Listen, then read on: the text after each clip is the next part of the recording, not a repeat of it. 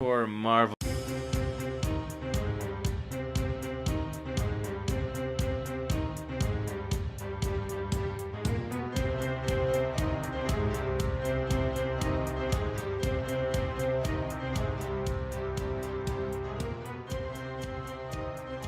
Welcome to the Superhero's Journey, episode number 10.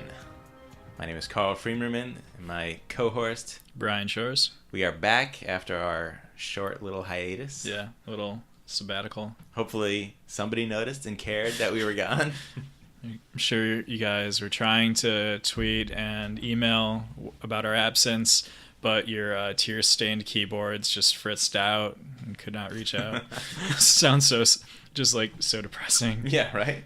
But if you did notice and wanted to say something about it, You can do that on Twitter at Superhero Journey, no E in super, or email us at thesuperheroesjourney@gmail.com, where heroes is plural, not possessive. Yep.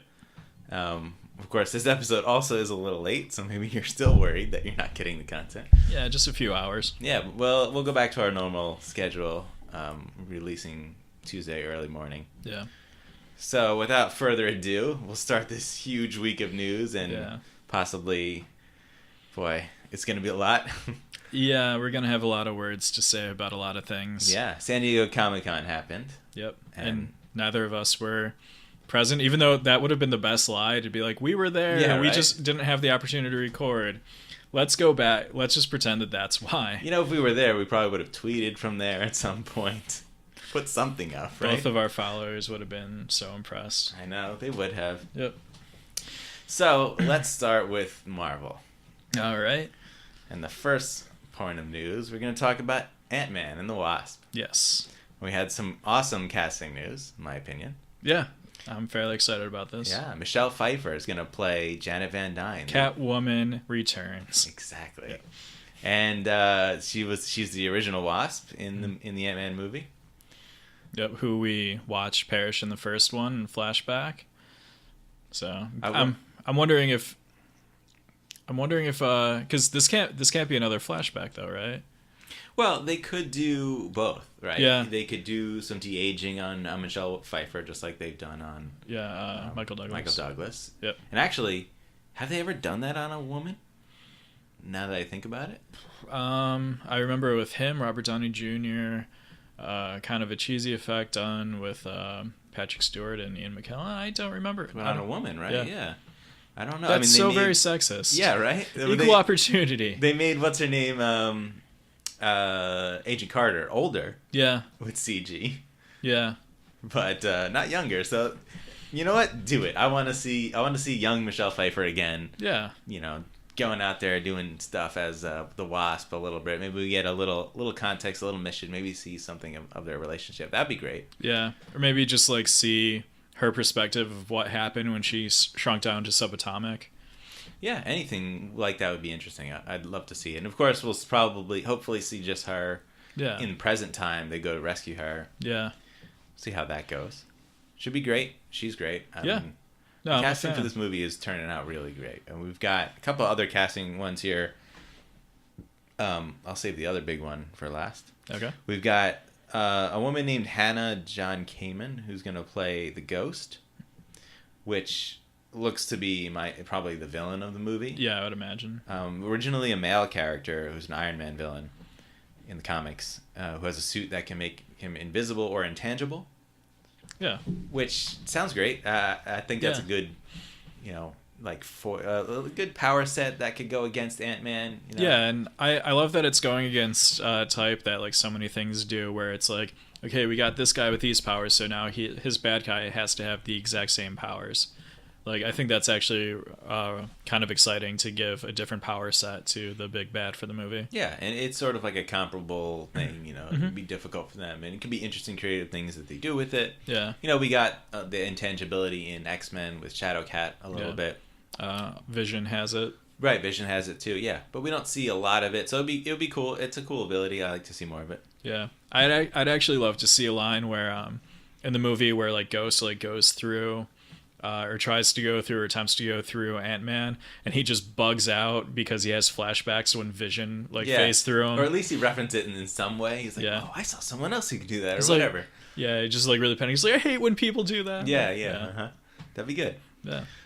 Okay, what else we got? Walter Goggins is going to play Sonny Birch, who in the comics is the chairman of Cross Technologies. Yep. So I'd imagine it'll be something similar in that regard in this.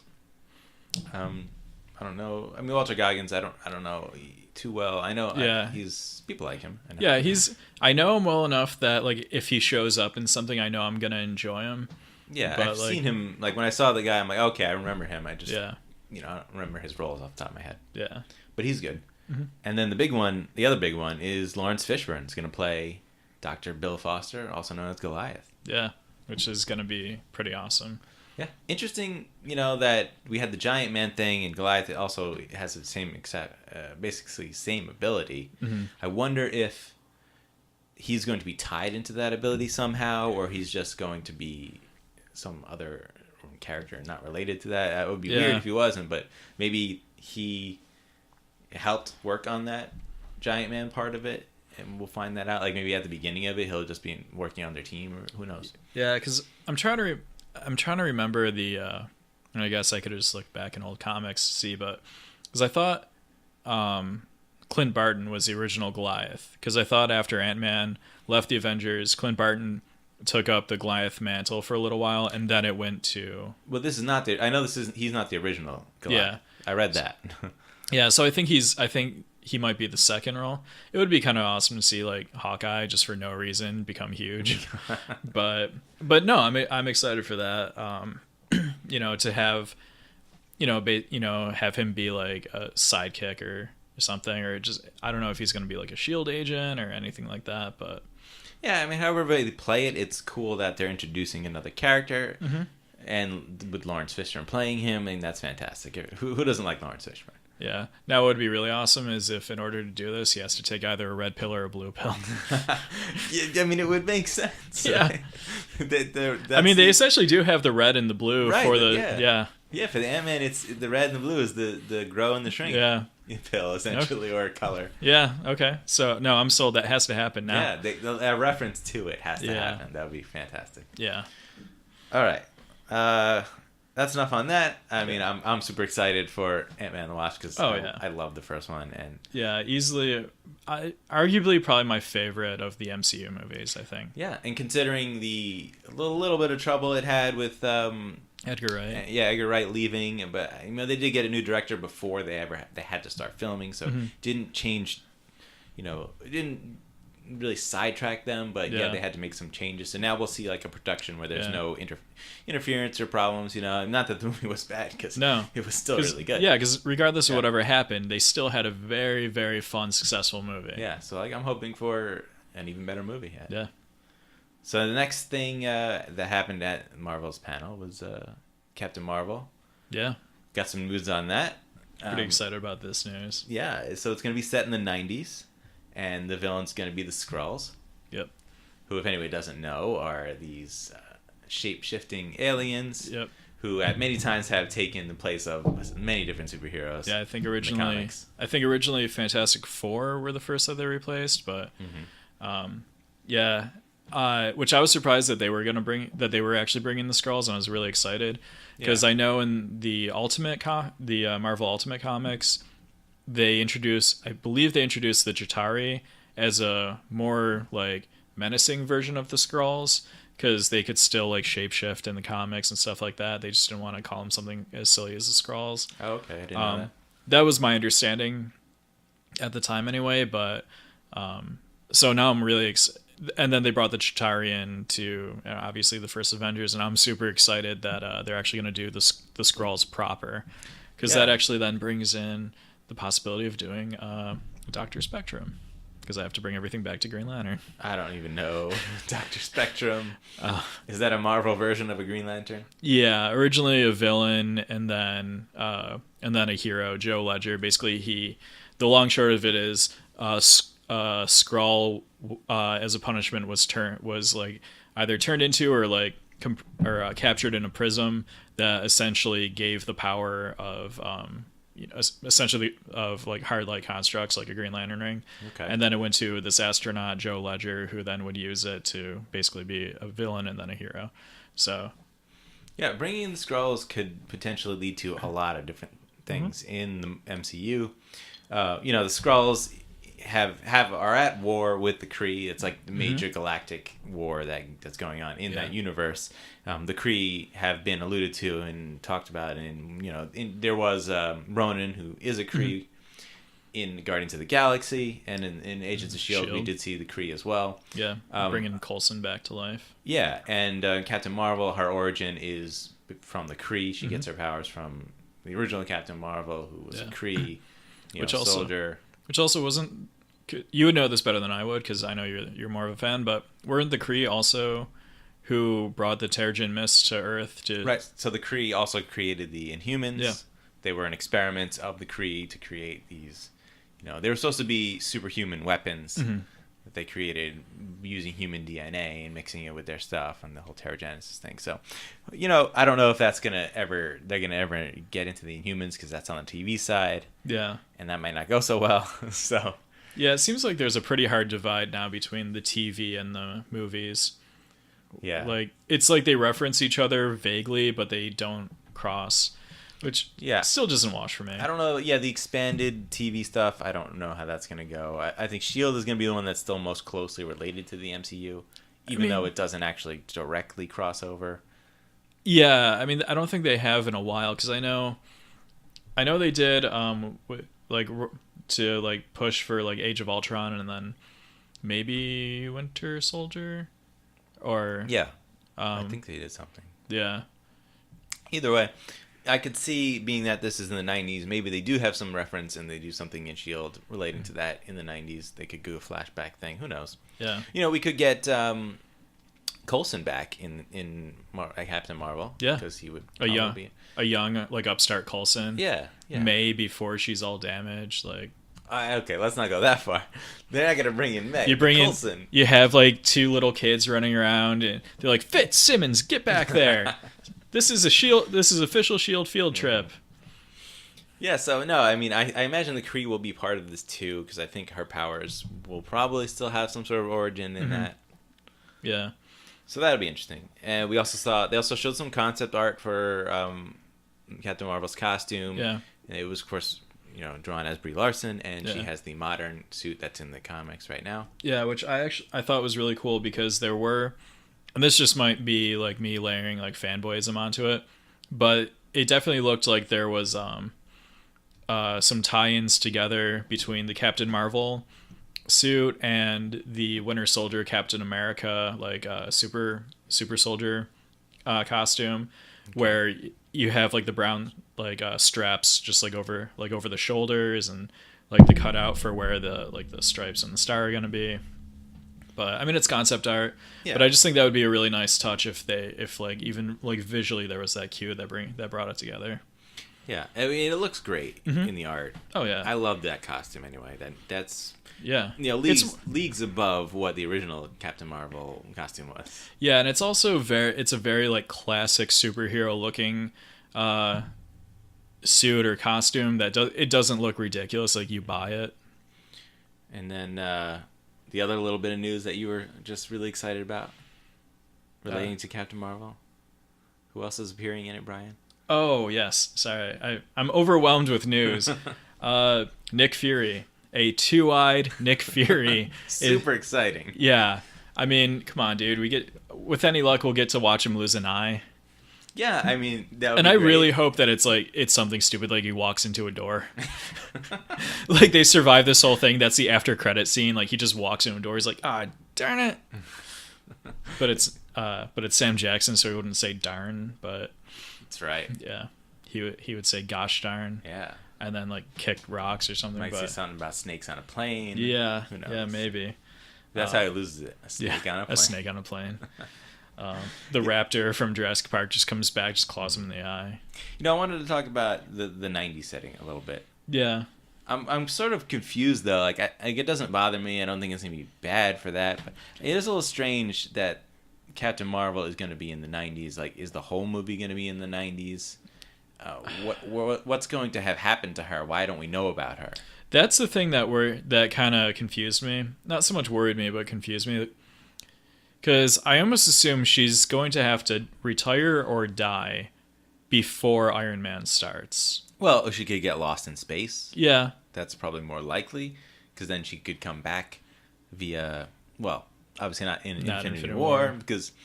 But when they make the Nova Corps movie that I'm yeah. really hoping that they do. Let me briefly mention why I say that, because Joe Russo, director of Infinity War, or one of the directors, did say that Captain Marvel will not appear in Infinity War.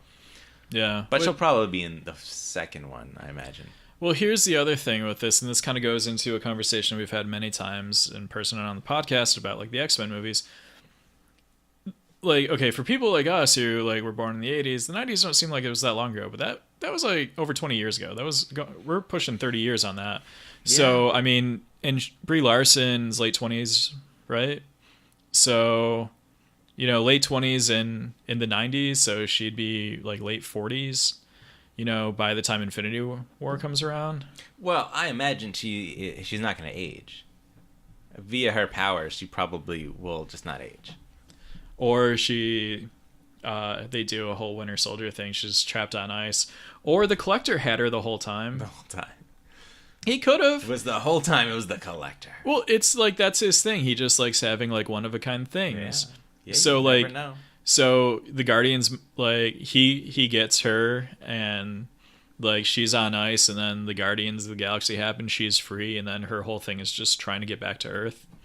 You never know. Yeah, I honestly, my idea of what's going to happen is that it's going to at some point at least tell you how she ends up in modern time, or allude to it by the end of the movie via her, like I said, maybe being lost in space or stuck out somewhere so far away in space for some reason that it takes her that long to get back. Yeah. And like I said, she's probably not going to age because they're not going to make Brie Larson old. What would be the point of casting someone so young? Yeah. If they wanted to have her to continue to play this character.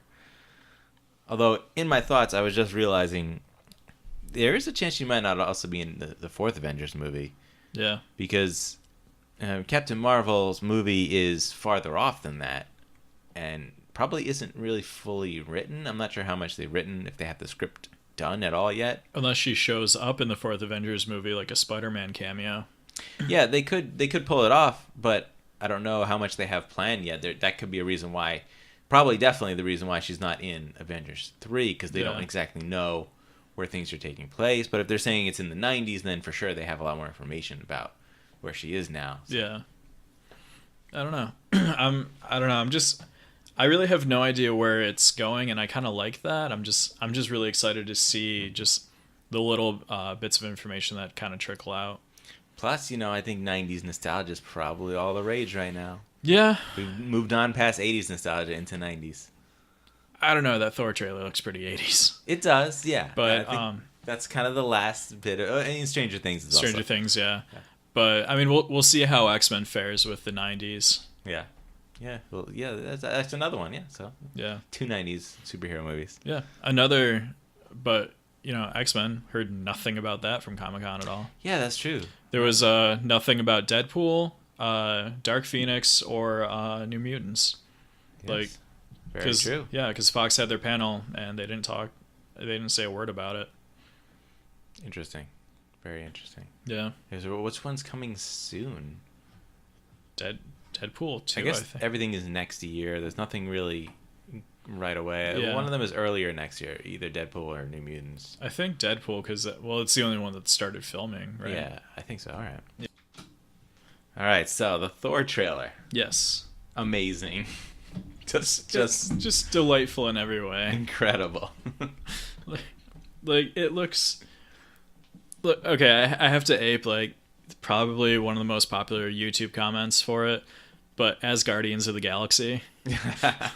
Yeah, I mean, look, if you're gonna sort of copy off of any other movie, that makes sense for Thor, for sure. I like that Thor's actually, it's now a team movie. I love the development that they gave him, which very much comes from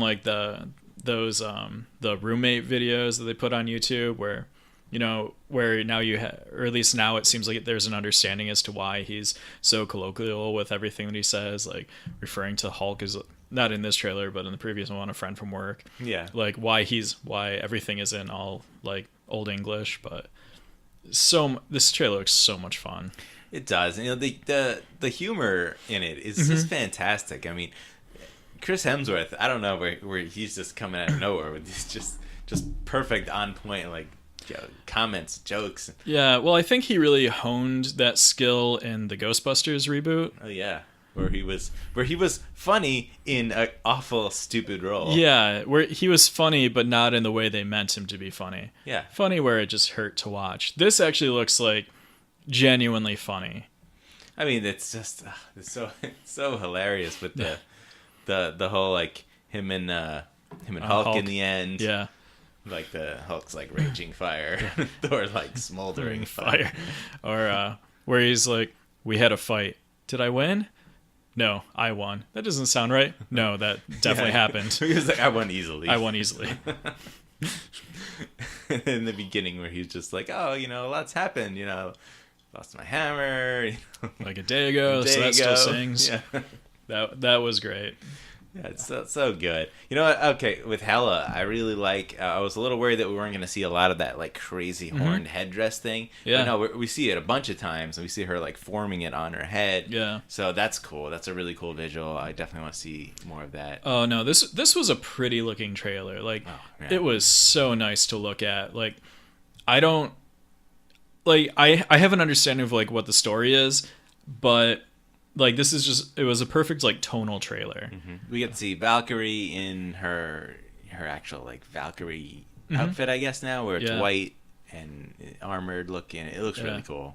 I mean the shot where we see the four of them, it's Hulk, Valkyrie, Loki, and Thor on the Rainbow Bridge, obviously going to face off against Hela. Yeah.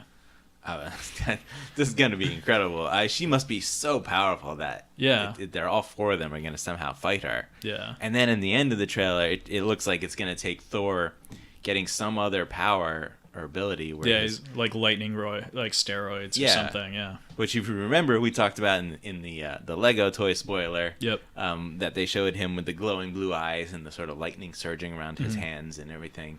Which I still contend is the Tesseract, and he's using the Infinity Stone. I mean, he could. I don't see why not. Still, my bet is going to be Tesseract or Infinity Stone, or what's a Space Stone versus Hela's Soul Stone. That's my call. I'm sold. I buy that. But my one, and it's not even nitpick, but it's just like a thing that I'm super excited to find out about. When last we saw Loki, he was impersonating Odin. Yeah. And now the first time we see him, he's in chains. Like there is some backstory there that they definitely need to address. Yeah, and also didn't we see that, or they implied in the end of Doctor Strange that Thor was looking for Loki on Earth? Yeah. So what was going on with that? I mean, well, because wasn't the last thing that Thor saw of Loki that he just kind of like disappeared, like he just went off into like the portal or whatever, or not the portal. I don't really remember. Yeah, basically he just like disappeared off into space, and then, which I assume from what we saw at the end of Thor: The Dark World, that was an illusion cast by Loki to throw him off. Right. So I took it from the end of Doctor Strange that Thor was now going to. He was just going to start searching everywhere for Loki, not realizing that he was on Asgard and like on the throne pretending to be Odin. Okay, so maybe he's wrong to look there. Yeah, that's possible. I mean, Odin is somewhere too, because there was that set photo thing or something where there was like sort of hobo-looking Odin on Earth, possibly. So, yeah, well, who knows what we're going to run into there. But I'm sure it'll all make sense once we find out. And it's good that we don't know. But also it's going to kind of bug me a little that now we're not going to see the Thor Doctor Strange like bit where like they're actually going off into Earth, because that would have been really kind of awesome. Well, it's supposed to be in the movie, I thought. Is it? I mean, last I remember, this was a long time ago, they said that he was going to cameo in it, but I don't know. Yeah, because the impression that I'm getting, unless that's the very beginning and then Thor gets captured and... I think they'd probably just keep that out of the trailers. Why? It's because it's maybe just one scene. Yeah. No, who knows how long? But it would make sense. Yeah. Because we know that plot line's happening at the end of Doctor Strange. So. All right. Anything else about the trailer? Um, Super colorful. I mean, the music is great. I love that. I don't know what that song is, but I love it. yeah. No, just so much about it. It just seems like a whole bunch of like correct, like right decisions that they made. It's just this might actually be the first like really good Thor movie. Possibly. I mean, I like the first one. I think the first one's a good movie. It's a good movie, but it's not great. Like yeah, like it could be better. And the second one didn't really improve too much upon it. It's fine. It's a fine movie. Like I was still entertained by it. Yeah. But this could be definitely looks like it easily has the potential to be the best one of all. Yeah, I think this one definitely shows that Marvel hit a point where they're like, oh, okay, yeah, we really know like what we like doing and what they like watching us do. So let's just do that across the board. I think they were always afraid to take Thor out of Earth early on because of the whole, they hadn't really done the space thing until Guardians of the Galaxy. So this is really the first one since then. Yeah. But now they can go full on otherworldly, forget Earth. They'll be on there very briefly. And that's what we want. We always want that from Thor. So yeah, there was definitely that limitation before. Yeah.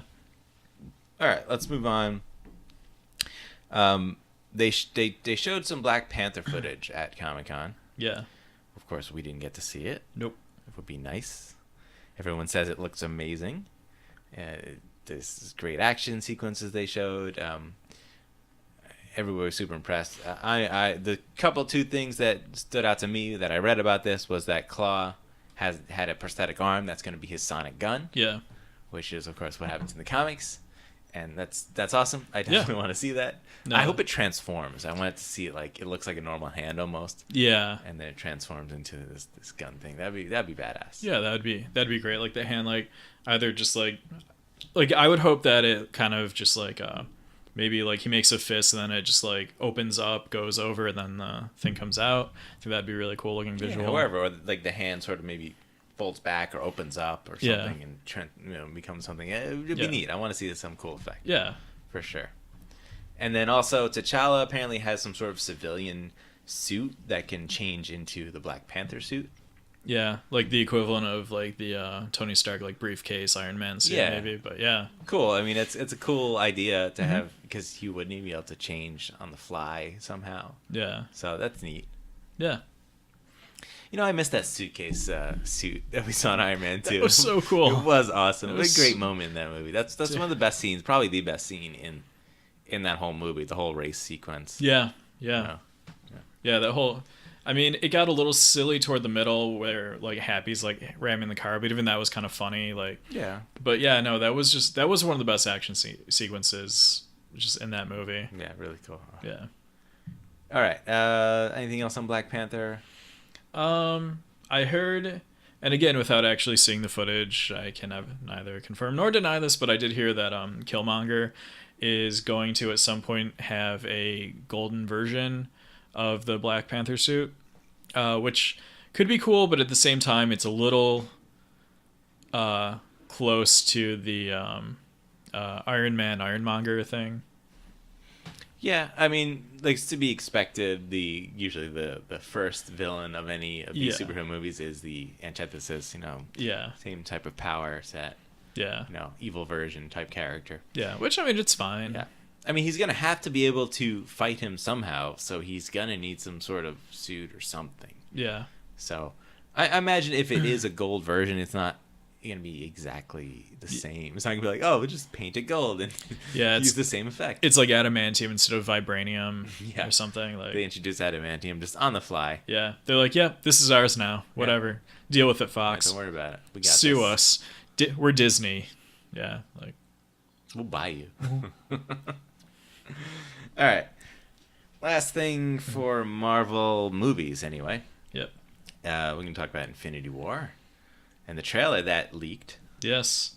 Which the beautifully shot trailer. Yeah.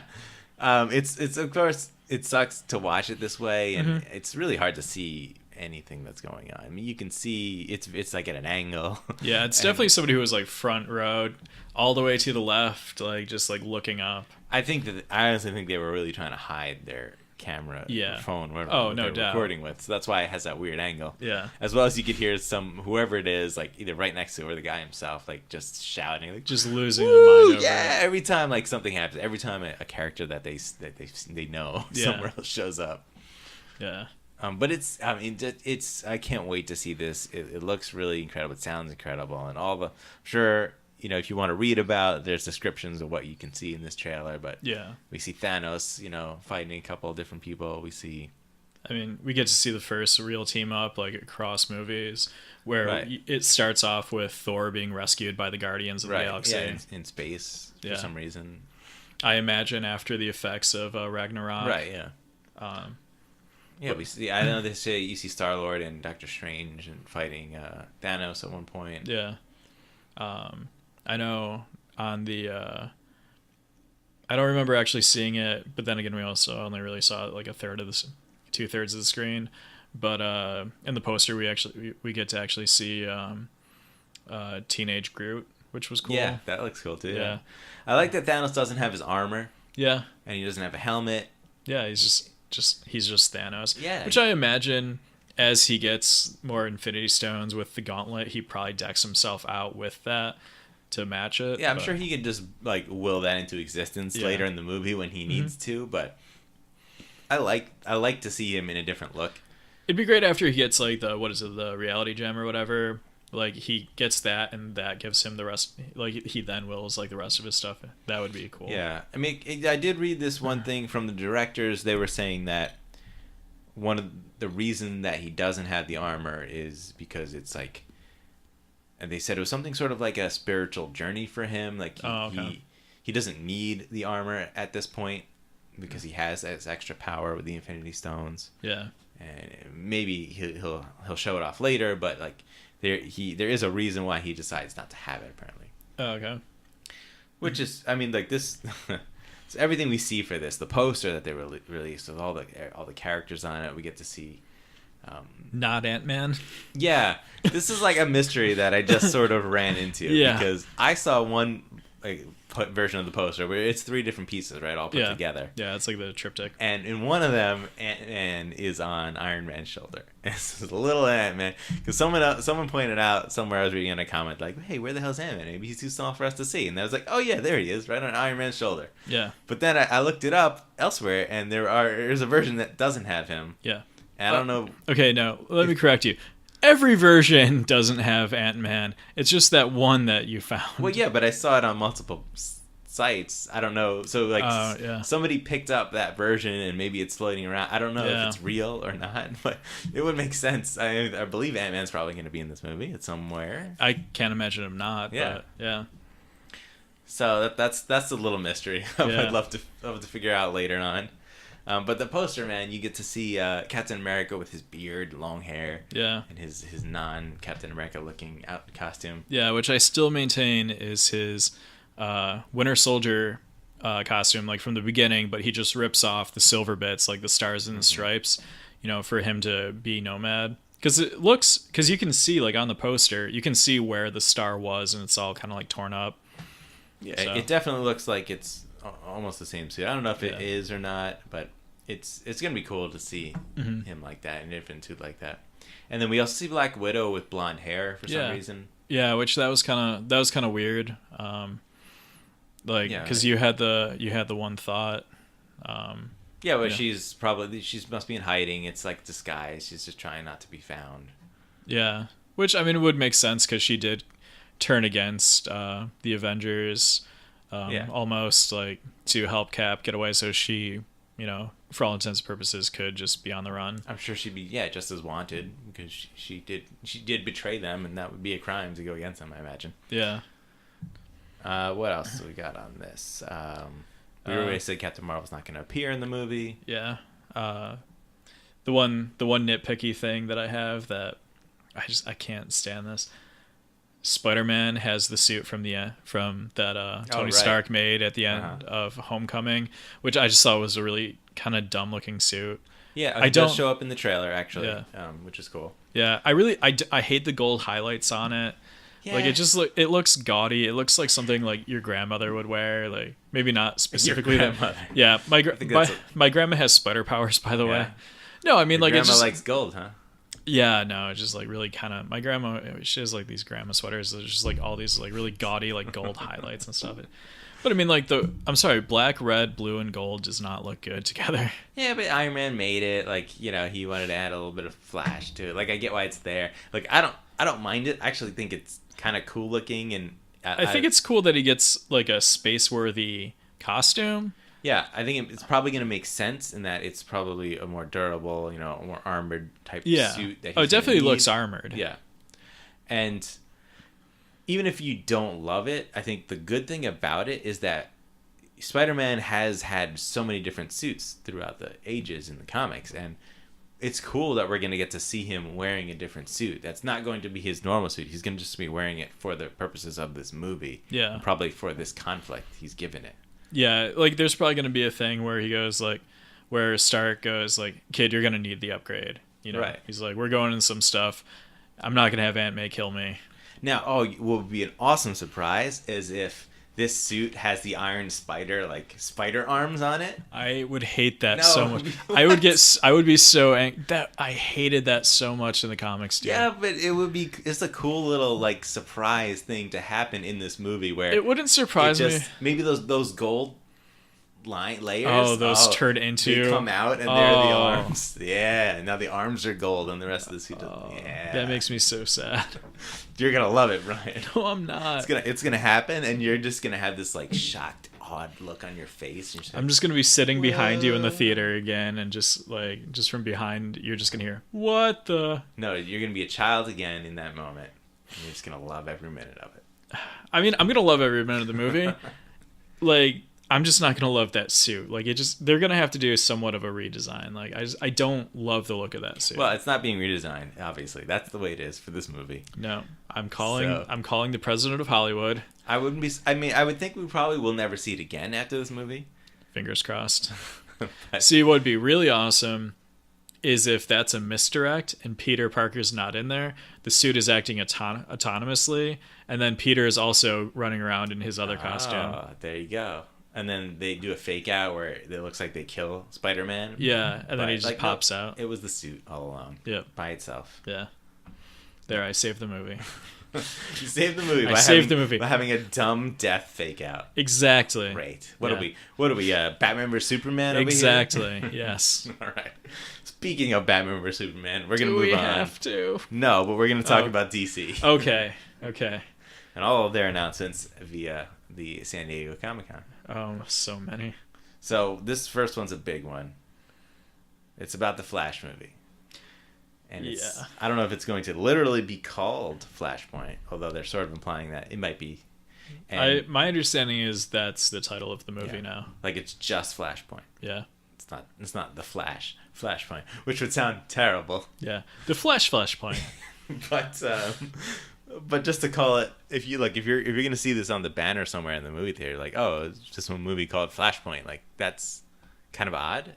Yeah. Especially since we've never had a Flash movie, and the first one you're gonna make, you're gonna call it Flashpoint. You're not gonna call it the Flash. It's just Flashpoint. When it's something nobody's ever used that you should use, you're gonna call it Flashpoint.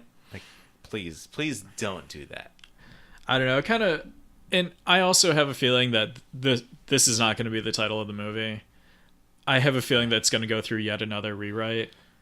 I mean, if they're announcing this is what the plan is, I imagine. Yeah. They must have something written already to go to say that that they're doing this. I mean, things can change. They were doing a page one rewrite. Yeah. So they must have enough written and be confident enough about it to say, hey, this is the plotline we're going with. Yeah. I mean, they're going to have to, but also this is like a big deal. Right. Because well, let's get into briefly. This is going to, obviously, there being an adaptation of the Flashpoint paradox storyline from the comics. Yeah. If you want to briefly describe it, Ryan, I know you're big on this stuff. Yeah. Basically what it was is Barry decided to go back in time and save his mother from dying, which he basically stopped the Reverse Flash, Professor Zoom, whatever they want to call him at the time, from stabbing her with a lightning-shaped cane for some reason, because comics. And what that did was it kind of made this ripple very effect. Specific. Anyway, Yeah. go on. It basically made this ripple effect where it really just kind of augmented the Age of Heroes, whatever they want to call it, but where he never became the Flash. He had and was losing his memories of the original timeline, but you have Thomas Wayne was Batman instead of Bruce Wayne, because his wife and son were Martha and Bruce were killed instead of Thomas Wayne and Martha Wayne. Didn't his wife become the Joker or something? Was that just... Oh no, you're right. Yeah, he Bruce was killed. His parents lived, and his wife became the Joker. She lost her mind. You're right. Look, if anything good comes out of this, I want to see what's his name, Jeffrey D. Morgan playing Thomas Wayne Batman, and I forgot the girl from Walking Dead. Her name. Oh yeah. Yeah, who played Martha Wayne, playing a version of the Joker, just briefly, a cameo, or even just not even like a scene, just like a picture somewhere of what she would look like as that Joker, just would be cool. Yeah.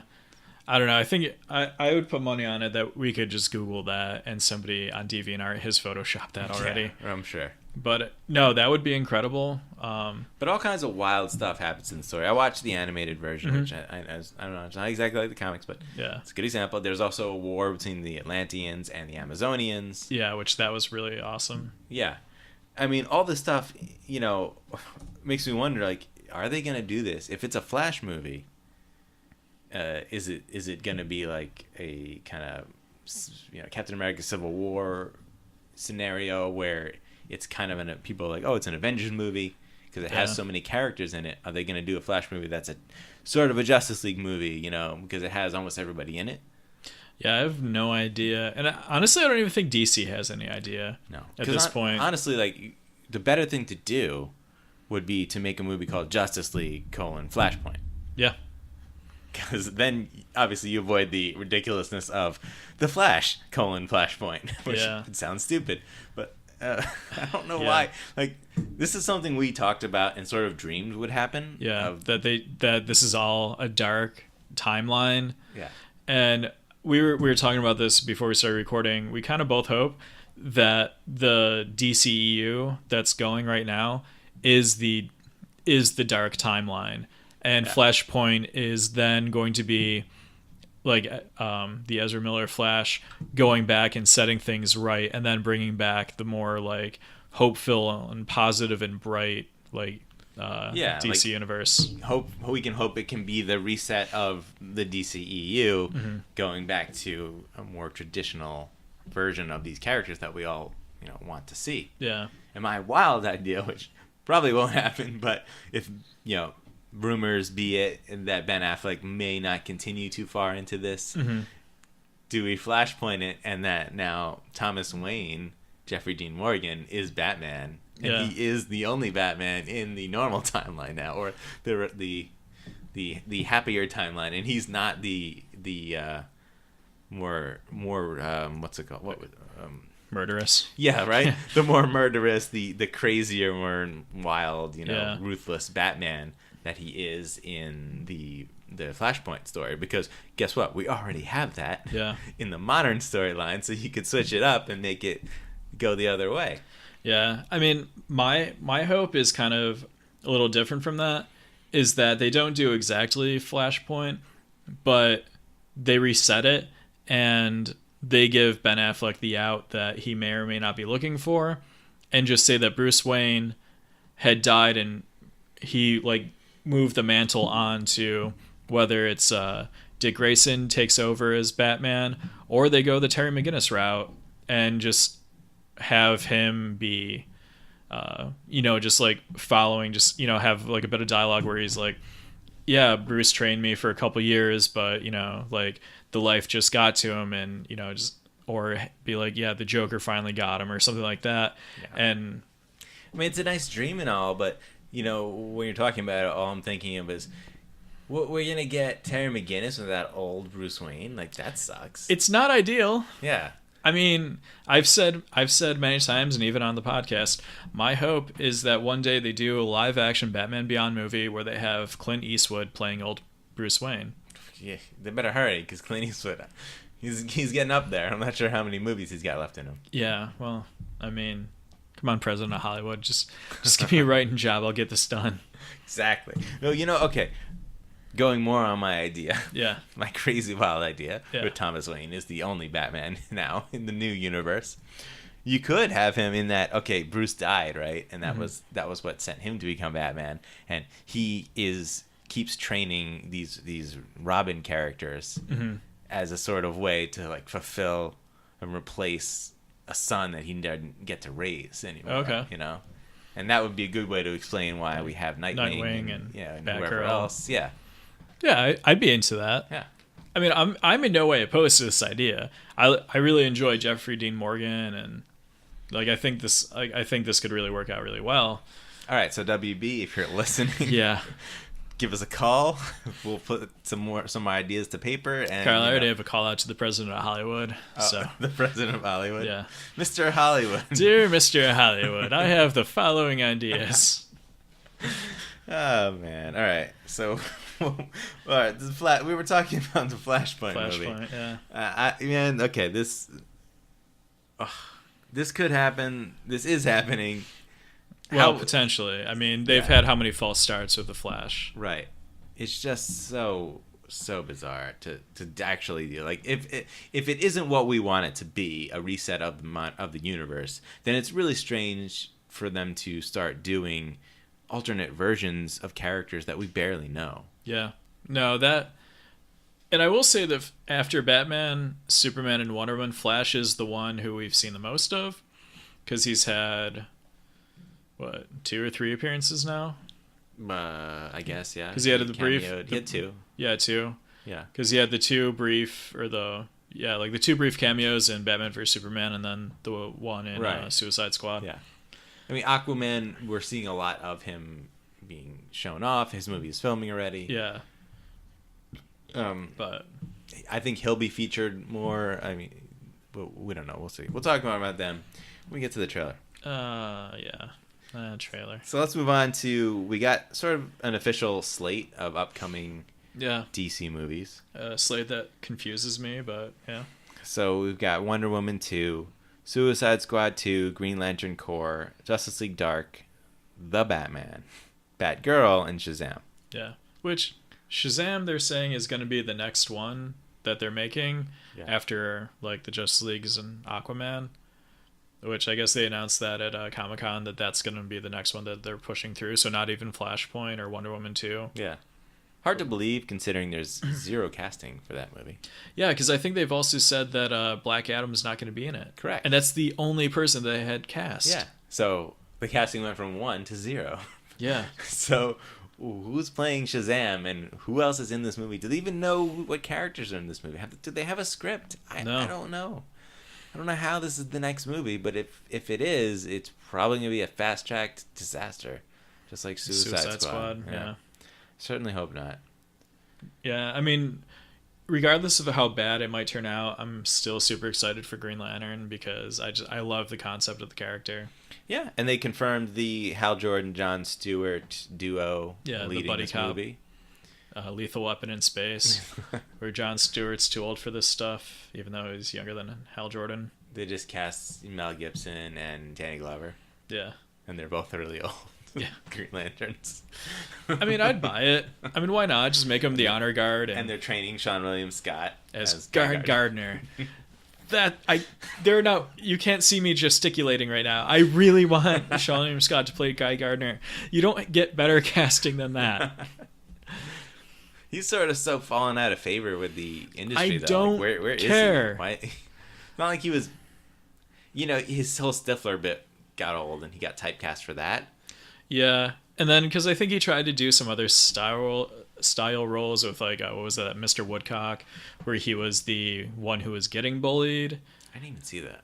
Yeah, I don't know. But I really liked him in The Rundown and in... Bulletproof Monk. I didn't see that one. He was good in that. No, the other one, Role Models. Yeah. He actually had a really, really great dynamic with the kids. Like, Yeah, really good. yeah. So I mean, I'm a Sean William Scott fan. Like, I enjoy him when he shows up. Like, I love hating the Stifler character. Do we say fanboy? No, I don't delve that deep into it. Okay. But I mean, like, if he's in something, I'd be like, yeah, I like that dude. Not reading any Sean William Scott fan fiction. Reading, no. Writing? Also no. But no. Hollywood, we got something for you. Yeah. I mean, beyond like my headcanon that he's Guy Gardner, no. Yeah. All right. Anything else on the slate here? No. Not really. I mean, it's all basically what you sort of expect. I mean, Wonder Woman 2 is now officially announced, and obviously that was going to happen. It made a ton of money, so it was going to happen. Yeah, Jeff Johns is working on the script, which is probably going to go through 1.5 million revisions. And still no confirmation on Patty Jenkins coming back as director? No, which I think is a pretty big mistake. What? Not like doing whatever they can to get Patty Jenkins back. I don't know. I wouldn't care if she left. I think she was probably the best part of that movie. I don't know. I honestly don't think the direction was all that great. I think the visuals were really great, but was that her? I mean, was that the cinematographer? I think I get the impression that she was kind of like the head. Like, because I don't think there's a power in the world that can fight against Gal Gadot's like lack of talent. Right. So, I mean, from that standpoint, you just put a monkey in the director's seat. Yeah. But I think to see the performances that we got out of some other people, which might have been Instinct, I'm not sure, like Chris Pine and but really on that, Lucy Davis. I don't think we had great performances all throughout. I mean, I thought what's her name, the one who played her mother. Yeah. I thought she was really good. Mm-hmm. Chris Pine was fine. Yeah. I didn't think he was great because like he's doing Chris Pine, you know. Yeah. And I don't think he really shined as that character. I think he was Chris Pine. He wasn't. Oh God, I'm losing the character's name. Steve Trevor. Right? He was Chris Pine. Yeah. And you know, I've seen him better in other roles. You know, I believed him as Captain Kirk. Like he was. Yeah. To me, he felt like Captain Kirk in that movie. So, I don't think it was a great performance by him. We got out of from that, and also Ares' character, like he was fine. He wasn't that interesting. The villains were kind of comical and weird at times. Dr. Poison and General, crack meth addict. Yeah. So, I don't know. And then the action sequences, I also don't really think were that great. Like they had some cool stuff happening, but it was marred by all the slowdown. Yeah. And the lack of tension because everything was so goddamn easy for Wonder Woman. Yeah. So I don't know. Like I can't point to it and say great direction. Get Patty Jenkins back. I didn't say great direction, but I think the smart move for them would be to recreate what they had with this one if they want to make money again. I say you hire James Cameron's wife. Ex-wife. Oh, ex-wife? What was it? Catherine Hardwicke? Catherine something. Or no. Kristen... Whatever her name is. Yeah. She won an Oscar. Yeah. For Hurt Locker. Yeah. Okay, I'm Googling this really quick. All right. And this is going to bug me not knowing her name. Her name was floated around and never happened. Was it Catherine Bigelow? Catherine Bigelow, yeah. Oh, that's right. It came to me. Yeah. I don't know. I would take that. I don't care about Patty Jenkins. I honestly don't think she was such a great hire. I think a lot of what this movie's critical success had to do with good, strong female role portrayed in a good way, and a female director. Yeah. Like people were just so stoked about that. They're so happy. They're like, it's not a bad movie. It's amazing in their book because of that. Like I don't know. I think some people inflated this. Well, to be far more. And if you went with a different director, I don't think it would matter at all. You may end up getting a better movie as well. Yeah, I don't know. Well, I think anyone who's listening to this has heard our thoughts on Wonder Woman. Like I said, I think the movie as a movie as a whole, like, it was better than I thought it would be. I didn't hate watching it. There was a lot of stuff I didn't like, but the long and short of it comes down to I thought it was insulting that you had such a poor portrayal when you should have been able to put out like a near perfect movie. Like you had, and I mean, it comes back to Iron Man. Iron Man is a perfect Iron Man movie. Right. The portrayal is great. The effects are great. Like I really don't have any complaints about that first Iron Man movie.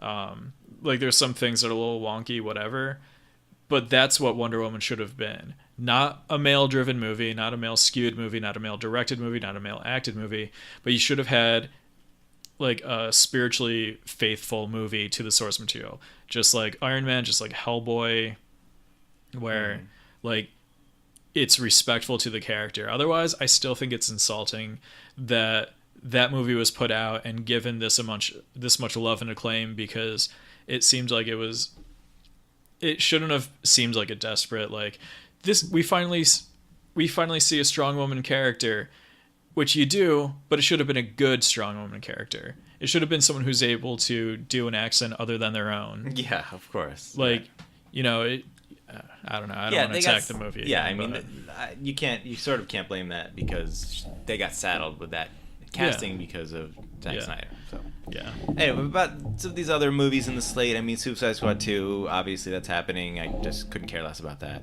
Yeah. I did notice that the the Gotham City Sirens isn't on there. Yeah, which is odd. Yeah. But we know it's happening. Yeah, we know it's happening. It has a director, I think. I forget who, but yeah, David Ayer. David Ayers, right? Yeah. So that's weird that that's not on there. Good point. Yeah. Justice League Dark, which kind of funny. They may be able to get that Dark Universe name back now. Yeah. After your favorite movie, The Mummy, kind of tanked. Oh, The Mummy. So bad. It's a bad movie. Yeah. Yeah. Like, okay, like, this is a total aside, and I know we talked about this, but after Carl's review, I actually watched the movie because I'm like, I have to see how bad this is.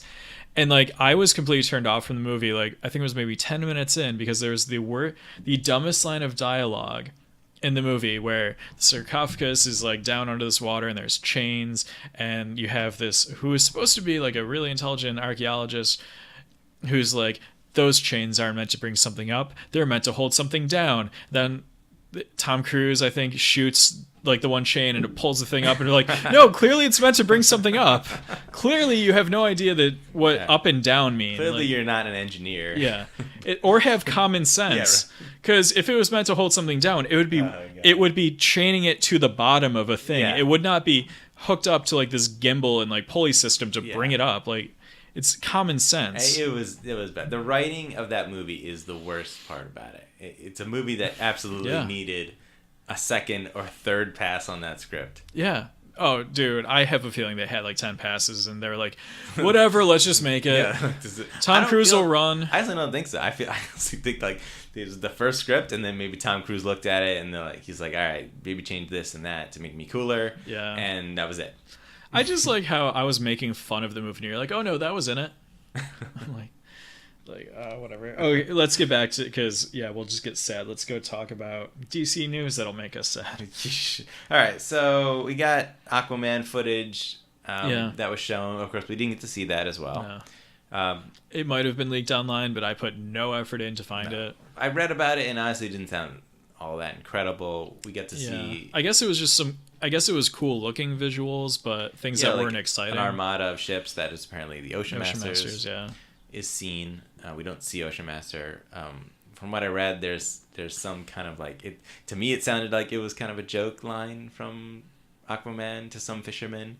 Yeah. And I don't know. It didn't sound good to me. I don't know. I don't know. I want to see this guy joking, but of course, I think everyone's going to start joking now in DC because Marvel does it and it works, and now they're just like, hey, let's kind of do that.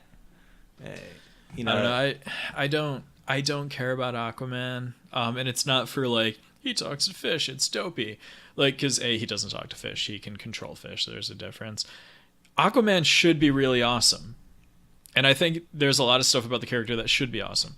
I think Jason Momoa is awful casting for it. I think everything that I've heard about it is so completely uninteresting. I think seeing him jump on the Batmobile and doing the whole like was it James Hetfield Metallica like yeah like I don't care about that at all. This portrayal of him is very different. I don't know that's a bad direction. I actually kind of like the Momoa casting, only in that I think the look needed an update because I don't think it was going to sell. It wasn't going to work. Okay, like I'm totally cool with having like the tribal, like the Hawaiian tribal tattoos on that. Yeah. Like that's cool. I get that. But the thing that I can't get over, and I've said this to you, and I've probably said it on the podcast, he looks like pull the hair back or give him a haircut. He looks exactly like Namor. He looks like an identical character to Aquaman, who was around first. So why would you have him cast as this? Get Brad Pitt to be like... Well, what are you going to do? I mean, Namor hasn't been done yet, so who cares? You can't... I care, because he should have been Namor in the MCU. No, Namor's going to be an Asian guy, so we can have our Asian lead superhero. Sure. Yes. Just make him Sunfire, I don't care. It's decided, okay? Sure. I mean, I don't care. Like, change whoever's race or ethnicity. I don't give it. Yeah. I don't care about that. I have a comment on Aquaman sequence in the Justice League 4-minute trailer when we get to that. Oh, I have a lot of comments. Coming up soon. Before we get to it, briefly, we'll just talk quickly about Ben Affleck and him sort of debunking the story that came out before Comic-Con. Which I don't believe for a second. Yeah, saying that he was going to be leaving as Batman after the Batman movie. Yeah. And that is something that could still be happening. He just was at Comic-Con and what did he say? He was... Well, because we go for the clean, I can't repeat him verbatim, but he basically said, Batman is the greatest role. I am so very lucky to be doing this role. I have no plans on leaving the role. Which I don't really... I mean, it could be true. I don't doubt that playing Batman is the greatest role ever. It's got to be so much fun to be playing like somebody that you probably like ran around your backyard with a towel wrapped around your neck pretending to be. That's got to be the greatest thing ever, especially for somebody who devoted all of his time to visual storytelling like Ben Affleck has. I don't doubt that what he said there is true, because like I imagine I in the same situation would be saying something very similar to that. However, he also said, I'm not stepping down from directing. I'm not stepping down from writing the movie. And now neither of those are happening. Yeah. Like they're with the new director came in and they were doing a page 1 rewrite on the movie, which I think is a mistake because Ben Affleck is a great director. He's an Oscar winning, like screenwriter. Director. Yeah, he won an Oscar for Good Will Hunting. Yeah, like, right. I forgot about that. He won an Oscar for directing and writing. Yeah. It's such a mistake for DC. How do you accept that if you're Ben Affleck and you've had your ups and downs in your career and things were looking really good, people were respecting you, and then you do this Batman role, and of course there was that other movie Live by Night that didn't do well, but whatever. Yeah, that's a small thing that most people probably will have forgotten by now. And I haven't.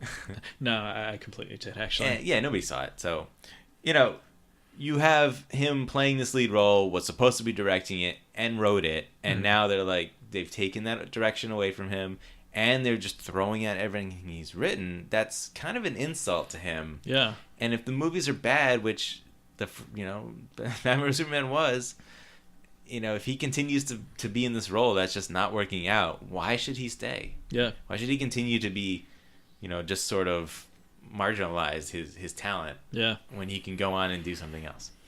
Yeah, I mean, it really is depressing. Like, because I remember when Daredevil came out, like when I think he was either doing press for it or maybe it was like something I heard with Kevin Smith talking about it because they were still like friends at the time because that came out while they were doing like Jersey Girl. But I remember specifically one of the two of them saying that he took the role of Daredevil because he said that that's the closest he'll ever get to play Batman. Like, so you have that guy who clearly loves the character, wants to be the character, who is an incredible... I'm just gonna be repeating myself. Yeah. Like, I can't wrap my mind around this, and I don't blame him for a second if he is planning on leaving. Like, I'm sure there's a lot of turmoil back and forth with him, his emotions and feelings about what's going on behind the scenes that we don't all know about. Yeah. And he may, be in the moment at Comic-Con and he comes out and says this, but, it could come out next week and we find out, oh, yeah, actually he is done after that. Because some other thing came down the pipe, Matt Reeves maybe doing his work on the movie writes something a certain way, and Ben Affleck's like, he hires Matt Damon to play Batman. Yeah. But yeah, I mean, and I also wouldn't fault him if he's like contractually obligated to not say anything about it. Where, there's something in his contract where he's like, yeah, if you say anything outside of, yes, you love this role, like you're in breaching contract and you're in forfeiture of like any compensation you would have had for the movie, and Yeah, and I'm sure he wouldn't speak about that until it was officially announced somewhere or on paper, like he's already leaving type thing. So yeah. Which I would like. I was really looking forward to the Batman because I like Ben Affleck as Batman, and I would like to see his portrayal as Batman, not him acting in Zack Snyder's portrayal. Right.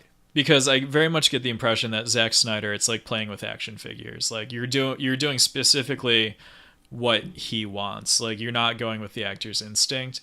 And I would love to see Ben Affleck 100% control of a Batman movie. Yeah. I want to see a different Batman, because not that I don't like Ben Affleck. I would love him to play a more accurate Batman, like you were saying. Because, we get this sort of like smirky, like kind of jokey, like, or sarcastic, Batman. That's not really who he is. Yeah. So it would be nice to see the more traditional Batman played by Ben Affleck. And if they're not going to go that route, or they can't at this point, or he's not happy with the way things are being written, go ahead and leave, man. Do what you gotta do. But then again, there is one of the two of us that actually does like the Batman character. So, but the other part of it is I don't want another reboot. Like, it's definitely not going to be, and if he leaves, it's probably going to be the end of Batman in the DCEU. It has to be. Yeah, well, unless you Flashpoint. Yeah, unless they're gonna do the thing where all of a sudden Dick Grayson takes over as Batman, which like I don't want. Yeah. Like, I mean, they could do something incredible with it. I don't know. Joseph Gordon-Levitt comes in and he's like, "Oh, I'm gonna use my real name, Robin." Dude, I'm not gonna lie.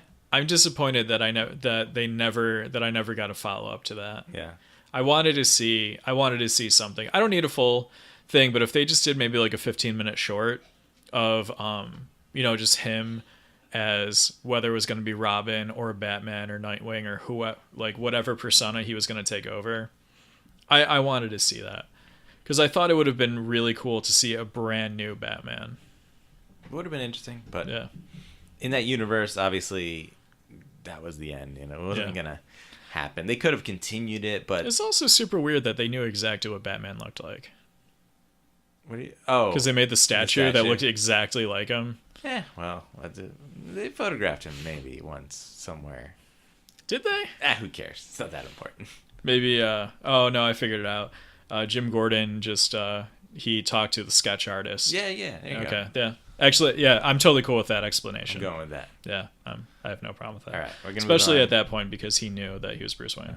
To the big DC story. Yeah, let's get to it. All right. Okay, the Justice League trailer. Yep. Or, as I said, not a trailer. It's a 4-minute long preview of sorts. Yeah. Well, the name trailer is stupid anyway because they were called trailers because they used to play after the movies. Right. Little movie theater trivia for you. Very true. But it was like a 4-minute preview, like scene extension, whatever you want to call it. But yeah, it was definitely longer than the regular 2.5-minute trailer. It's for no reason. Look, there's some good stuff, I guess, in here. I'm Yeah. just don't. Okay, wait. Let's start with the good stuff, and that because I want to at least seem like we don't completely hate this. Yeah. All right. So Oh, it's gonna be tough. I will start off. How do I? There are two scenes. There are two scenes from when we were watching the trailer that I pointed out that I was like, okay, I actually kind of like that.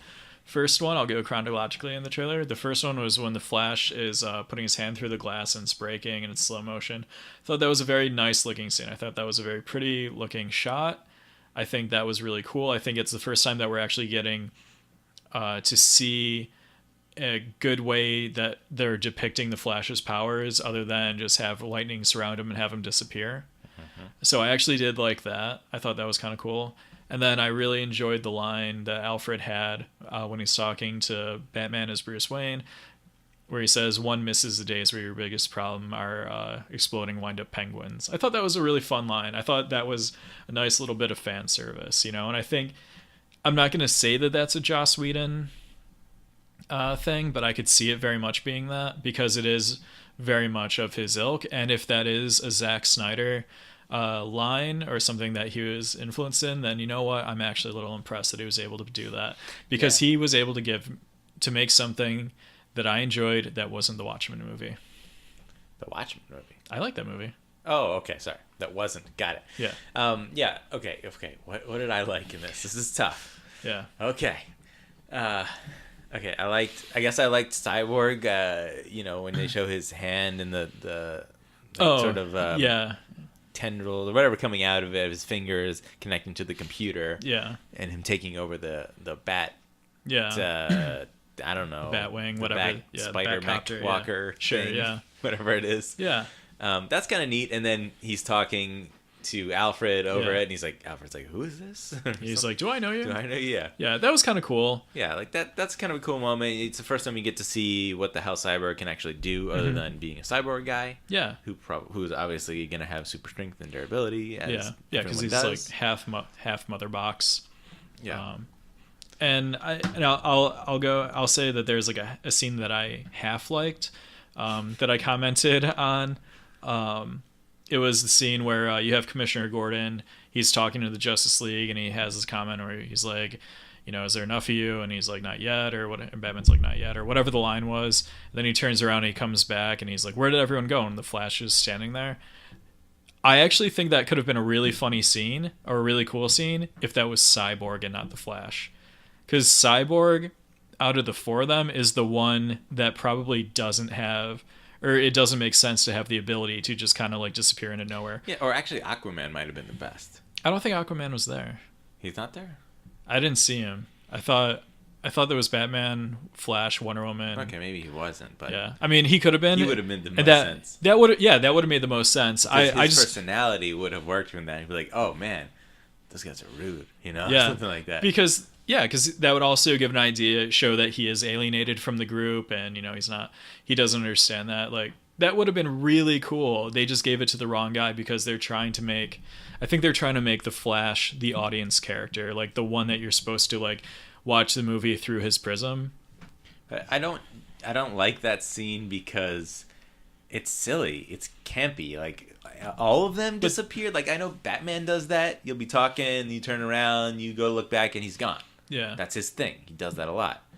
But all of them, the whole team is just vanished, and you don't hear a damn thing. Like, come on, that's silly. Yeah, I liked it because it is like a superhero trope, where they and the just one guy who definitely should do it, the Flash, is the one that's staying there. Yeah.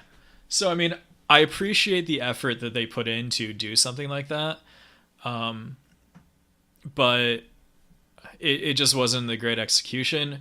But I'm hopeful that that's a direction that they can take. I think we've exhausted the positive things we can say about this trailer. Oh wait, no. The reference to lanterns. Yeah, the one thing that like got me like super excited the first time I watched it was where I literally like I was sitting in a seat and I watched that and I actually got up because I love Green Lantern. I've said that on this podcast, this episode. Like I very much day. Yeah, like no, I very much do. Like I have a collection of Green Lantern rings, I have a power battery, like no, it's a concept that I just really enjoy. Like I understand that. So that got me super excited. Yeah, so it's that they're an established thing. What's his name? Steppenwolf. Where he's even acknowledging the Green Lantern Corps as a threat to him. Right. So he's referencing there's no lanterns there. There's no protectors. He thinks there's no Kryptonian. Yeah. So that's cool. I like that. His voice, it's weird because actually it's kind of difficult to understand. Yeah. The first thing he says, we had to go back and like, what the hell did he just say? I can't. Yeah, I mean, it might be a little bit of a Tom Hardy Bane thing where they go back in like ADR just so you can understand, because that first time that we heard anything from from Tom Hardy as Bane, you couldn't understand a word he said, and then it was still muffled, but they cleaned it up some. So maybe it's that. Yeah, and they don't show him head on. We see a good amount of him, like you get a good idea of what he looks like. Yeah, and it's fine. Yeah, it looks. It's generic supervillain. It's kind of generic. It doesn't look as bad as maybe I imagined after the toy. Yeah, but it's still, with the type of CG we get in this, we get a lot of this is like dark, washed out, overly surreal looking CG, and he looks like that every time you see him. Yeah, there seems to be like a real big discrepancy in the quality of the effects, and I'm hoping that it's just like early cuts, because there's that. It's not, Brian. You saw not... Batman vs Superman. I know. It's the same type of effect, and I know there's some great visual moments in that, but that Doomsday fight, what's awful about that is what's going to be awful about this. What's awful about the Ares fight is what's going to be awful about this. No, see, the worst thing, I actually I know what you're saying, and I agree with what you mean, but I don't agree with what you actually said, because the worst thing about the Doomsday fight was they didn't give the spear to Wonder Woman. That was the worst thing, okay? So maybe they'll have an equally dumb moment in this. Probably. All right, so let's talk about the thing I hate the most in this. Like in Wonder Woman should have got got in the plane, let Steve Trevor live, and then she flies the plane into Ares. There you go, problem solved. Yeah. And then she gets out because she's Wonder Woman. She's fine. Right, because nothing can hurt her in that movie. Yeah, and she's then never in any danger. Yeah, and then like her and Steve Trevor just kind of like go bombing off somewhere and just like, hey, let's have babies. Yeah. Because war is over now. Exactly. There's no more war ever. Yeah, but apparently there is, even though she killed Ares. Yeah. Which, like I said, it would have been much more interesting if she didn't kill Ares and then she stayed off of Themyscira in search of him, and that's why she's on Man's World. You don't have to convince me, Brian. Yes, I do, Carl. I'm on board with that. I just see you rolling your eyes. No. So, the thing I hate the most in this is the Flash. And it's pretty much everything about him. Yeah. I mean, when we're watching it, like, even to the one point where I think I made the comment of he looks like he's in bad cosplay. Yeah, his costume looks, honestly, I just think it's terrible. I understand conceptually what they're going with it, but it doesn't make sense. Yeah, it's just very clunky looking. Mm-hmm. He doesn't look natural wearing it. His personality, I really hate. Yeah. He's just he seems like a weakling. Like, he doesn't know what he's doing, and he's not. I mean, maybe they're gonna try and do the Luke Skywalker thing, where like he has to go through this adventure to find his confidence. I doubt that's the case, but that's weird because he's not a hero on his own until he can, go on this huge adventure with the Justice League. Yeah. I mean, he's never fought anybody before. Well, I mean, clearly he's fought Captain Boomerang already. Yeah. Well, he's like, and he says, I don't fight people. I just run really fast and shove them. Shove them. I'm like, okay. And then they die, right? Because you shove them at super speed, because clearly when you're moving at super speed in this and you put your finger to glass, it just goes right through it and shatters the whole thing. Yeah. So I want to see if that happened to a person in this. Yeah. Or at least a parademon. I mean, that would be awesome. I'd like to watch a parademon explode. Right. That would be a cool way to use his powers. Yeah. Maybe he freaks out about it, and I could see him crying. That's why his suit is red. It was a white suit, but then like he just kept on getting splattered by the blood of parademons. That's why he's so like meek and whiny in this, so that they can have him cry every time he kills a parademon. Yeah. Hey, I want a Flash that can feel, okay? I just want I want the Flash to be confident and cool and fun and kind of playing around. Yeah, because he's clearly been around for a while. And And I'm still not okay with the fact that Lex Luthor is the one who brought the Justice League together. I mean, I guess technically he got the information. I mean, he's the one who sent like Bruce Wayne like in their direction inadvertently. Yeah, but they're not going to address that in this movie. It's just going to be they're never going to address that again. Bruce Wayne, flying about to different places, picking up superheroes. Yeah, that's what he's going to do. What else is in this? This scene with Wonder Woman in the beginning. So there's the bank heist, some sort of bank heist from this guy in kind of a just dressy a looking generic clothes. A bank robber, I'm guessing. Yeah, but the way they show him and they don't show his head, I feel like he might be a minor character of some sort, a minor villain that we're gonna see. Just because, why would you pull up? Like, what's the point of having a regular, random old, non-special bank robber for Wonder Woman to stop? I think they're trying to make her be more of the savior of the people. Maybe like trying to fill in for Superman, where she's like supposed to now be like more of a street level hero. Because I also find it weird that she's been in like Man's World. I did quotes. You can't see that. But I can see it. Carl can see it. Yeah. Half our listenership. No. But painfully true. Yeah. But no, like I could see that they're trying to go the route of Superman died, so now she's trying to be out in the world and she's trying to be like a more like street level, like more accessible hero. So now she's going after like a bank, bank robbers. Keep in mind, this is a pretty high end bank. Like this isn't like your local like small like M&T branch. Like this is like a main like hub. Like the whole place. It's like multi-level marble. There are kids on a field trip there. Yeah, but in this scene we get this like slow-mo bullet thing coming at her again, and because the Matrix was a thing, right? And the bullet's nowhere near her face, like, and she still has to sort of dodge it. But I'm like, see, that only would have made sense is if she dodged it to move her arm in the way to have it bounce off the bracelet, which would be a really cool, like, iconic looking shot. Yeah. But like, I still the same problem as the Wonder Woman movie. I don't know what happens to Wonder Woman if she gets hit by a bullet. Yeah. I think she'd be fine. I don't know. So why is she dodging them? Yeah. And why doesn't she at least, if they're going to do a slow-mo and make the bullet look like it's going to hit her, first of all. Mm-hmm. Second of all, have her, instead of dodge it, use slow-mo and her move the bracer in front of it and block it. And make this cool, like, see, you can make this cool visual of her with the bracer in front of her face, like blocking a bullet. Yeah, it'd be like cool. Yeah, it'd be like an iconic, like, Alex Ross, like, poster art style thing. Right. It would have been really cool, but instead we get this, and then we get another slow-mo hair whip. Well, Carl, the thing is, you probably forgot that she was pretty, so they had to do the 80s like hair metal. Yeah, like I thought like, this is supposed chick to on like a the hood of the convertible, like swinging her hair around.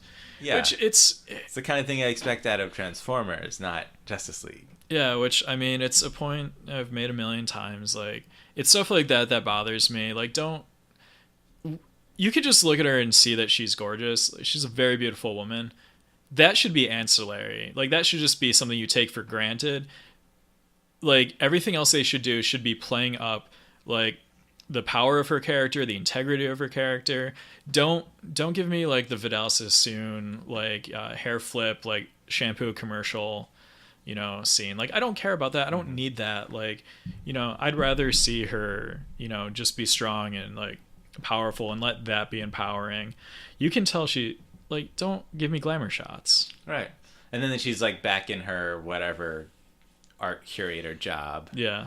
And the guy's like, "Oh, what did you do today?" Or it's like, "Oh, nothing interesting." And like, which I completely agree with. But it's like the whole sort of vibe of this movie is very I don't know, like dumb. Like, but it's like, what's the word I'm looking for? They're not like flower is not the right. We get a lot of like fun sort of playfulness, right? That's what I was thinking. Playfulness. Yeah, no, I'll agree with that 100%. Right? But I have a feeling it's going to be like Suicide Squad, where they tried to make the trailer look really fun and funny and playful, and the movie wasn't.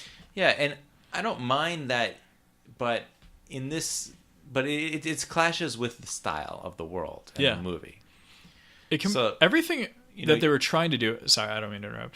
I'll just say this really quick, and you can make your point, because I'll forget it, and then I'll ramble, which I'm doing right now. No, everything that they're trying to do with this contradicts everything that we've seen in every other DCU movie. I would love for a very playful Justice League movie. I would love that. I would like for it to be lighthearted and comic booky and stuff like that. But it's not, because they made this really dark and gritty universe. Yeah, because we had the Man of Steel and we had Batman vs Superman, and they were not that tone. They didn't have that, and you can't just switch to that tone because it's jarring and it doesn't mesh with what you've had before. Yeah, and on top of that, the visual style is still the same as what we had before. This very dark, gritty, dreary-looking world. Yeah. I think there's only one daytime shot in the whole trailer. Yeah, I guess that's the one I paused with. Who was it? Aquaman, Wonder Woman, Cyborg, and Flash standing there in front of what it looks like maybe the Superman memorial. We're guessing. Yeah, because you have there's a police do not cross barricade, line. Yeah, all the flowers, and then red and blue balloons. Yeah. So actually, my idea I came up with, like, maybe they're seeing Superman. Yeah. For the first time there. Yeah, like that's him coming back. Like that could very much be a shot from the end of the movie. To which we got 2 allusions to Superman in this, I believe. We got the hologram looking thing, which looks like a cape. Yeah, with the blue tights and boots. Yeah, which, although I look at that one and I feel maybe it's something else. It could be Supergirl. Yeah, it could be. Yeah. Right, because something about it looked thinner to me than Superman. I think we're seeing just like kind of the bottom of the leg and the cape. Yeah, I mean, I think it was also much smaller scale. Right, that's another reason. So it could be completely off, and the color were a lot brighter, and I know it's still a hologram. But I would love if, like, Henry Cavill, which we do. Let's not bury the lead. We know Henry Cavill's in the movie, of course, because there's all the talk now about how they have to digitally remove his mustache. From all the reshoots. Oh, this is a funny story. It's such a dopey thing. Like, yeah, people like they have to do like digital correction on so much stuff. The reason is that he is filming for Mission Impossible. Yeah, and his character in that has a mustache, facial hair, and he's contractually obligated to do that. And Warner Brothers wants him back for reshoots, and I think maybe it's Universal or whoever it is who has Mission Impossible, and then like, no, you can't take his facial hair away, so you deal with that problem. Yeah, and to the tune of, not specifically for that, but $25 million now they're spending on reshoots for this movie. Yeah, so I mean they're gonna have to spend money on visual effects to get rid of his facial hair. Like, that sucks. It really sucks, but. That's what happens when you have to do so many reshoots because, the unforeseen director leaving, but these were already planned, and I don't know. I feel like this movie may have some trouble. Yeah, well, and they keep on like downplaying the reshoots, saying that it's not a big deal. They were gonna happen anyway. They're not changing anything in the movie. It's just stuff that we want to get other coverage for. But Joss Whedon is now getting a co-director credit on the movie. Yeah. You don't get that for just phoning in a couple reshoots. Yeah, and I don't know that like a reshoots happen all the time, so I'm not going to say that it's definitely a huge problem that they're running into. But... No, but I think for the fact that now he's getting a co-director credit, though, I think at that point I don't know all the deal with the Directors Guilds and all that, but guild, not guilds, but I imagine that there's very specific criteria as to who gets credited for what. And because I know they brought in I'll use Rogue One as an example, a movie that very famously was getting a lot of criticism for going back and doing recuts or reshoots with a different director. Now, the director who did the reshoots on that didn't get a co-director credit. Oh, okay. Gareth Edwards is the only director listed on those credits. So yeah, maybe there has to be a certain amount of work, I guess, for you to get that credit. Yeah. So this might be a significant change to the movie. Yeah. Or they're just giving credit to Joss Whedon to keep him happy and to stay with the DCEU with now him taking over Batgirl. Yeah. You got to think there's only so much that can be done with these big visual effects shots. They can't really change those. You know, they've been working on those for a long time. Yeah. They can't just scrap all that.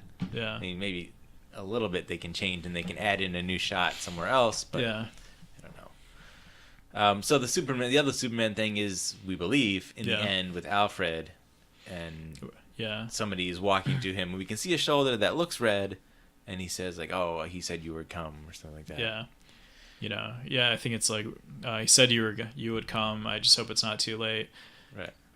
You know, Martian Manhunter also has a red cape. Very true. It's not going to be him, because that'd be incredible. No, it's Green Lantern with a red cape. No. It's Alan Scott, because his tunic was red. There you go. Purple cape, but red tunic.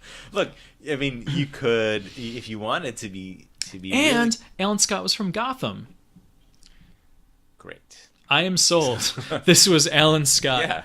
No, if you wanted to be really clever, you could put in whatever you want there and use CG to just change that. Yeah. So like if it was a Green Lantern, which would be really cool because they didn't make a mention of a Green Lantern of lanterns. And I still think maybe we might get a Green Lantern, maybe not one of the main guys, but like one of the alien ones. We get a CG guy character to come in. Yeah, I mean, like they could easily do Tomar Ree because he's from. Okay, ready for this? He's from Sector 2813, which is right next to the Earth sector. It's 2814. Ah. Incidentally, also 281. That sweet knowledge. 2813. Do you know what planet was in 2813? I have no idea. Krypton. Oh. Yeah. It all comes together. So I mean, look, that would be great. Yeah. There's got to be, the way they're setting this up, there has to be a reason why there's no lanterns in this sector. Yeah. Because they're obviously in the world. They're referencing them now. Yeah, like they're and I mean, like I said before, they're also acknowledging to the point that Steppenwolf views them as a threat. Right. So I mean, they have to be in existence. They have to be formidable, and for the fact that the Green Lantern core movie is going to be with both Hal Jordan and Jon Stewart, I find it really hard to believe that at this point they're not at least like existing on Earth, even if they're just completely undercover and not acting out. Yeah, like both of them are just gone. They don't know where they are. Yeah, I mean, like they could do the thing where they're the Green Lantern honor guard and they live on Oa, but they're from Earth. Like they could do something like that. There would still need to be a lantern for that sector that covers Earth. So it doesn't make sense that there isn't Guy one. Gardner, as played by Sean William Scott. Exactly. That's the secret casting. I'm not going to give up on this. Don't ever give up on it, please. It just makes sense. All right, so what else about this trailer? Do we want to talk about the one shot that we both hate so very much? Which one is that? The all red one with Aquaman and fighting the parademon going through what I'm assuming is a school, but it just flew. I don't know. It looks like it's a high school, like where he just like crashed. It's a parademon high school. Yeah. Well, it's like I kind of hope that that's like a premonition, like dream sequence, like you saw in Batman vs Superman.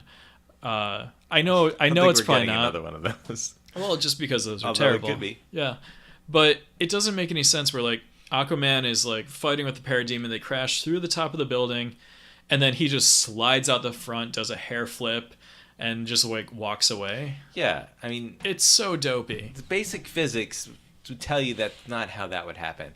No. And also, like, how does he just slide through the building and out the door? I don't know. And that's one of the things that I feel in these movies, the DC ones, that they sort of just don't really care about how physics work. And I know they do a bad job with setting up their suspension of disbelief. Yeah, because like I know all of these superhero movies, yes, they are breaking the laws of physics. They have to, because none of this works in real life. No, I can fly. But I really think at least in a lot of the Marvel movies, there is thought put into how it would look in real life and how it might work in real life. Whereas in this, something like that shot is just a blatant disregard for how anything should work in the real world. Yeah.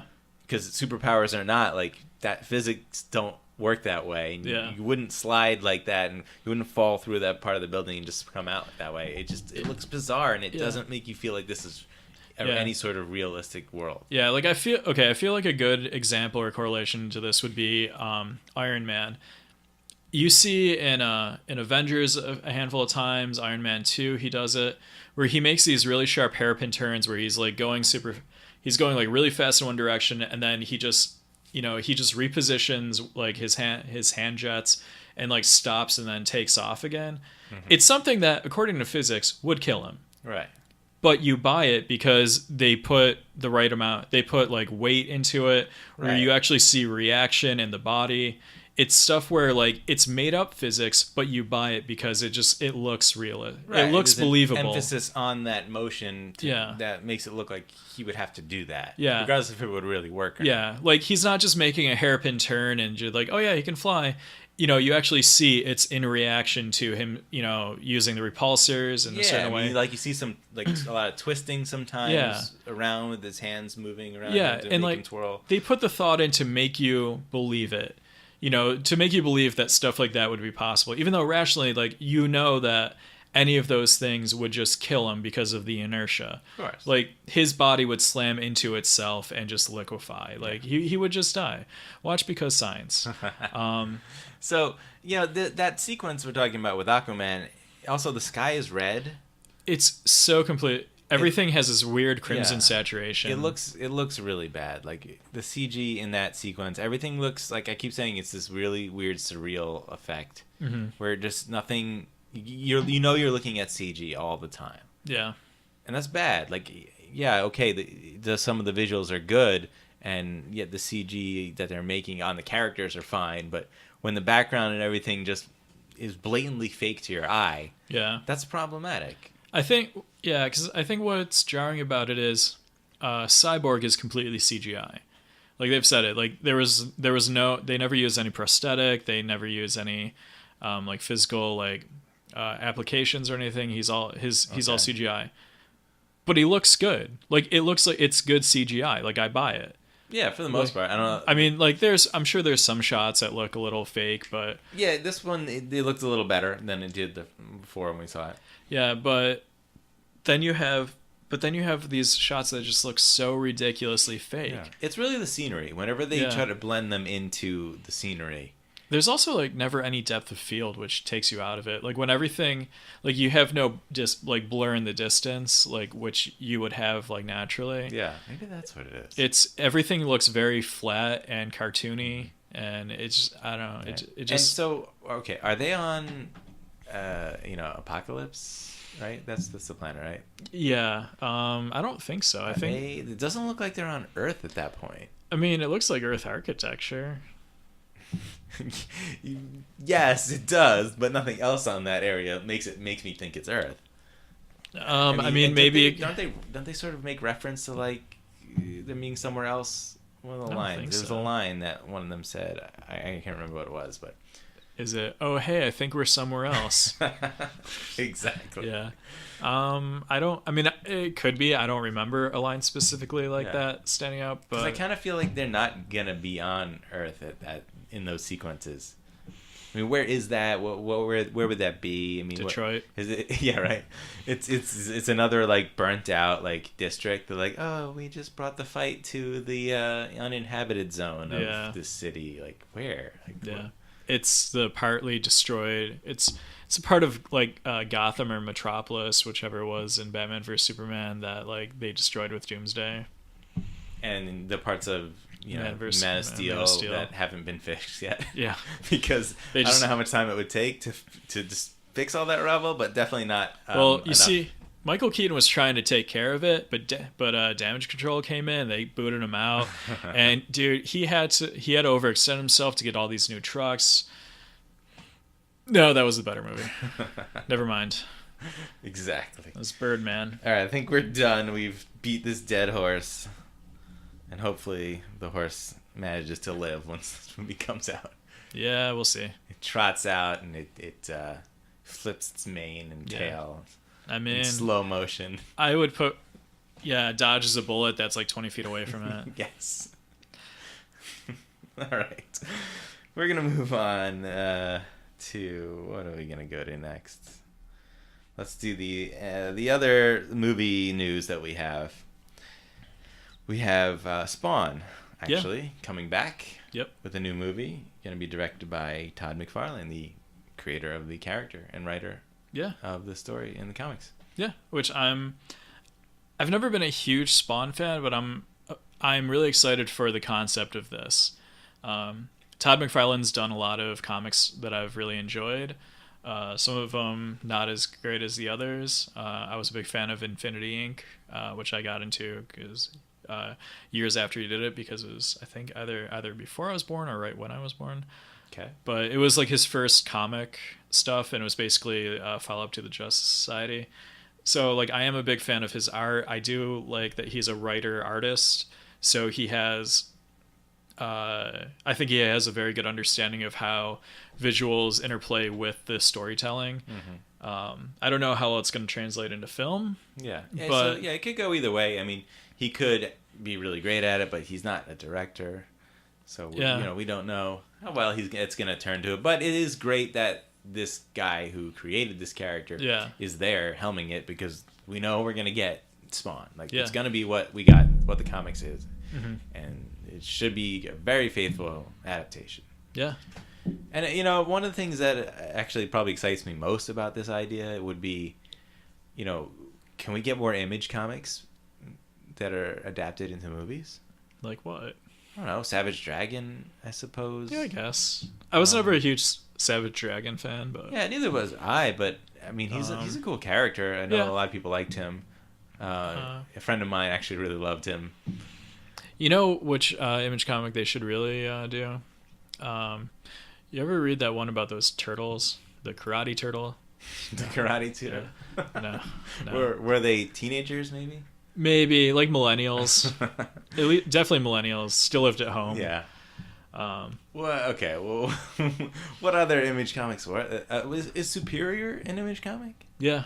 And there was talk about that being a movie. Yeah. See, you could... I mean, why don't you could lead this off to build an Image cinematic universe. Who else was there? Was there Wildcats? Was that one? Shadowhawk? Wildcats. What else? Oh, what's the one? Shadowhawk. You can't forget that guy. I can easily forget that. What was it? Invincible? Invincible. Okay. Is that separate from Superior? I think so. I don't know. Now we're just saying, like, I don't know what we're talking about. Yeah, I mean, I never really followed Image too much. I remember buying a lot of them because they were really cool to look at. The art was always really interesting. I don't know. I think the last Image stuff I bought was Walking Dead. Yeah. But even that I stopped after they switched out the original artist. Because the only reason why I even started reading Walking Dead was because I loved Robert Kirkman's first comic, which was Battle Pope. Which, if you have not read Battle Pope, you are doing yourself a disservice. It is the most ridiculous but like fun like book. Oh, is that? Oh God, I'm just gonna kill everything right now because I can't remember the name or the the writer. There was that character who is it Nemesis maybe, or no? He's kind of like Batman, but he's a villain. Who's a famous comic writer? Is it Miller? Is it Frank Miller? Yeah, no. Mark Miller. Mark Miller? Yeah. Oh, Mark Miller. Yeah, it's one of his. Was his stuff Image? Some of his stuff? I think some of his stuff might have been. I think he put out a lot of stuff through maybe a Marvel imprint. Mm-hmm. All right, let's move on to some stuff that we know exactly what we're talking about. Something that disturbed me. There was news of a Doctor Doom movie. Yeah. And there is a good silver lining to this idea that the creator of one of the creators on the Legion TV show, what was this person's name? It was Noah Hawley. Yeah, who also did the Fargo TV show. Okay. And this person was working on this Doctor Doom movie, Mm-hmm. which I hope never sees the light of day. Sorry, Guy. I know you're working very hard, but yeah. Because how do you make Actually, I'm sure there's a lot that they could do with Doctor Doom without the Fantastic Four, but they're just gonna make it an allegory for Donald Trump. No, that doesn't make sense at all. Doctor Doom is far cooler and less evil. I'll give you that. So, I'm just saying, like, a rich guy who basically bought his way into power. That's... Yeah. Okay. Yeah, he's got family money, bought his way into power in Latveria. So, like, what kind of... I don't like these villain movies, okay? Not because I don't think it can work, but the villains are the villains for a reason. Yeah. You know? I think it'd be interesting to do a whole movie from the villain's perspective, but you still need to have a hero in that. I would like to be able to sympathize with somebody doing something truly horrible. Like, yeah. and not in a way where I'm like, I like when bad things happen to people, but I would like to actually be able to. I would like to see if somebody is able to make an interesting character, that I'll feel sympathetic for. I'll understand what they're doing, even though what they're doing is terrible. Very much like if you watch Breaking Bad, like Walter White, who is a horrible human being, but you're like, oh yeah, I really hope he gets through this. Yeah. Yeah, but by the end of it, he is a villain, pretty much. Did you finish the show yet? I did finish it, yeah. Oh, okay. Yeah. Okay. No, I loved it. I even liked the ending. I thought it was very good. Yeah, okay, because this can be on the podcast, I don't care. It's going to take 2 seconds. Oh, okay. But... You're going to spoil Breaking Bad? Okay, you were the last person to watch Breaking Bad, Fine. Carl. Okay, there's literally nobody else. Infants that are being born right now. Go ahead. No, but did you also find that the most heartbreaking scene in the entire series was when they had Jesse chained up, and the show started with I think it was like the cold open of him like in the wood shop like crafting that box. Oh yeah. And then like it just cuts, like he just like gets, I think he like gets jerked, and there's like he comes to and he's all chained up like making the meth. Was that the most heartbreaking scene in the whole? It was pretty good. Jesse is the only like good redeeming character on that show. Sort of. He still was kind of he was a criminal still. He was a criminal, but like he was a criminal of like circumstance. Yeah. You know. All right, we don't need to get too much into that. No, but okay, like I wanted to. You were referencing how to do a villain story. Yeah. Have you ever read Wanted, the comic?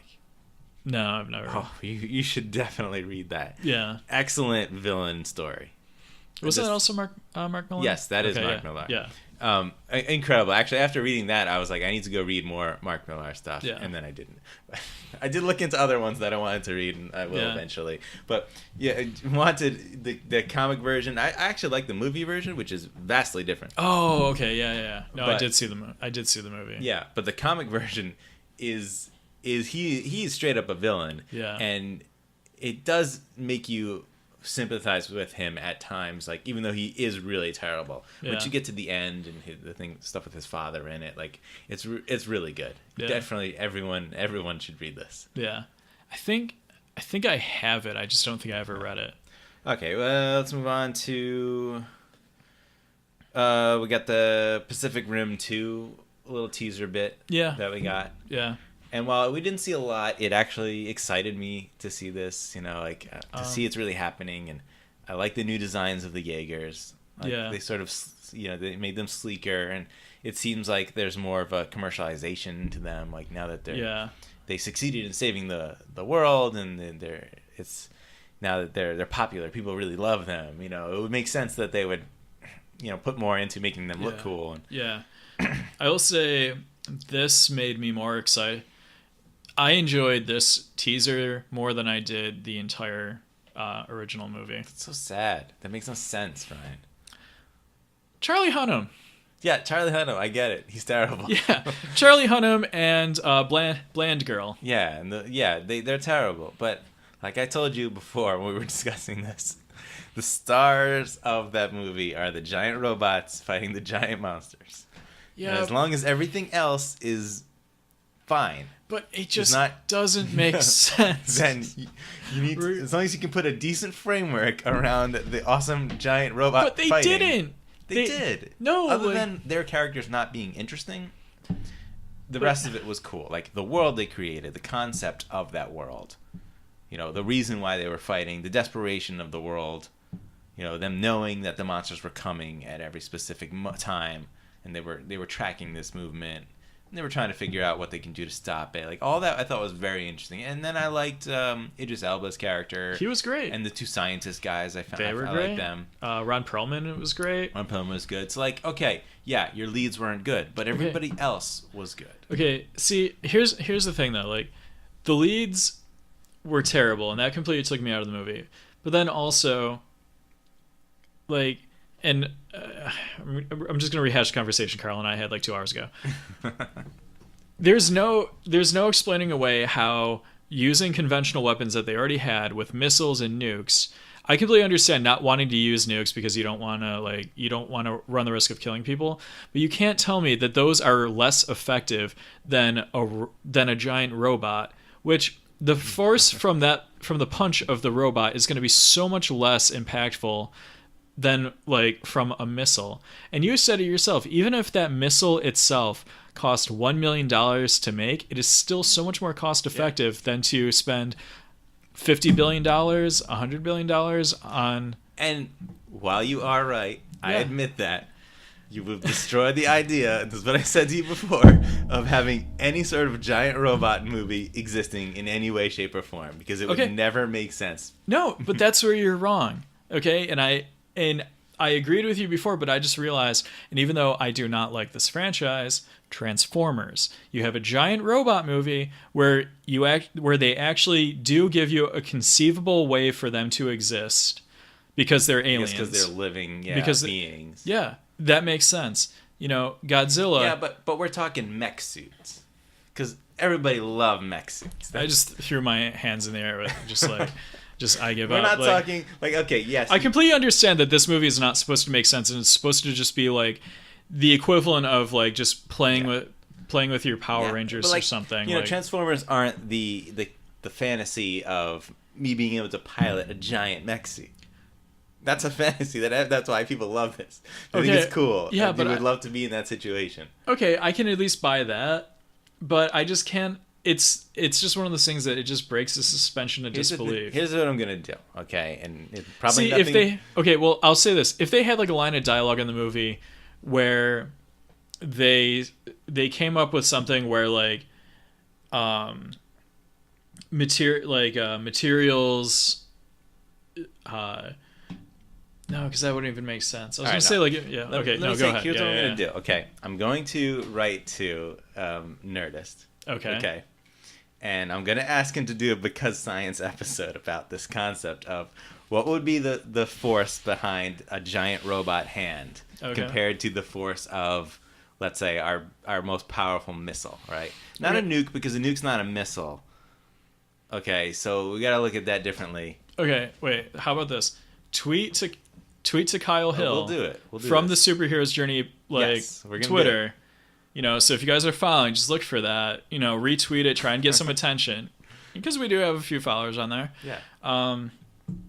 You know, and see if he'll actually do it. I do know he did something about the Giants on Attack of Titan, on I think like why they couldn't exist at that size. So, but I mean, he likes to just kind of like. I want an answer, because I do think about it, and like you're probably right, but I am thinking in my head like. When you talk about the mass of the fist of this robot, you know, and the force it would take to move it, and how much force would be behind it if you could move it at that speed, you might actually come up with something very, very powerful. But I think, it's the also fact that you could also repeat it over and over, right? Because you can punch several times repeatedly, whereas a missile, but it's also going to shoot it once and it's destroyed. But it's also going to, that is true, but it's also going to come down to how fast you're going to be able to get the fist to go.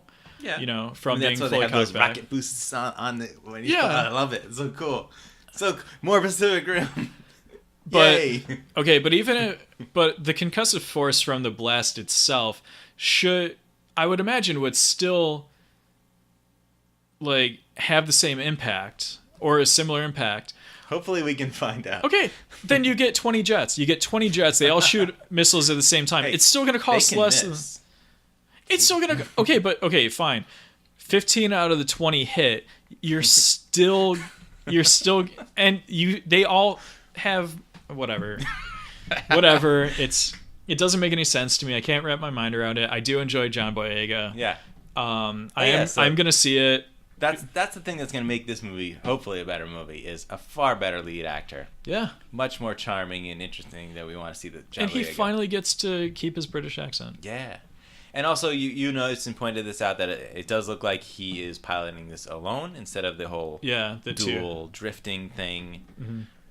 To which I was saying that, who cares? Move on from that concept. You can easily explain it away with... Well, I think that's the technology. We put more money into it. Well, I think that also lends credibility to the fan theory that he's Idris Elba's son, because wasn't there a thing? Is. Oh, he definitely is. Pretty sure that's the character. Yeah, he's cast as that character. See, I'm not following this movie, but wasn't that a whole thing in the first one where Idris Elba was able to pilot a Jaeger? He did by himself back to land. True, right? And I think that was when he found the little girl. Yeah. Okay. So yeah, and they could also write into that they know more about it after those two scientist guys were able to drift with the with the kaiju. The kaiju, right? Yeah. So maybe they were able to advance the technology. Okay. And you would easily be able to explain that. And I honestly think you don't need that concept. It was kind of neat, but it's a little clunky and unnecessary. Yeah.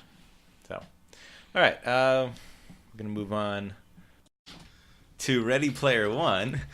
We got the trailer for that for the first time. This is the Steven Spielberg directed adaptation of the famous book that neither of us have read. No, and actually, and I was going pretty much only off the cover of the book.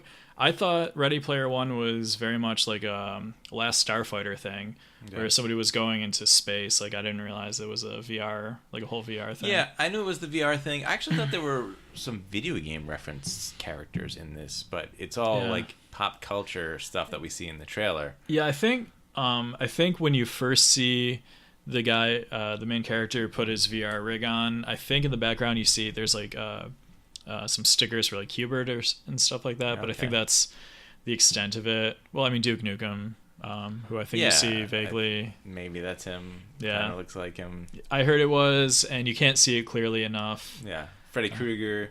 We can just list all the stuff, but you described it really good though. With it's Tron meets Wreck-It Ralph. Yeah, which I mean, two movies I like. Definitely, yeah. So I don't know what the major plot of this movie. They're not showing us that.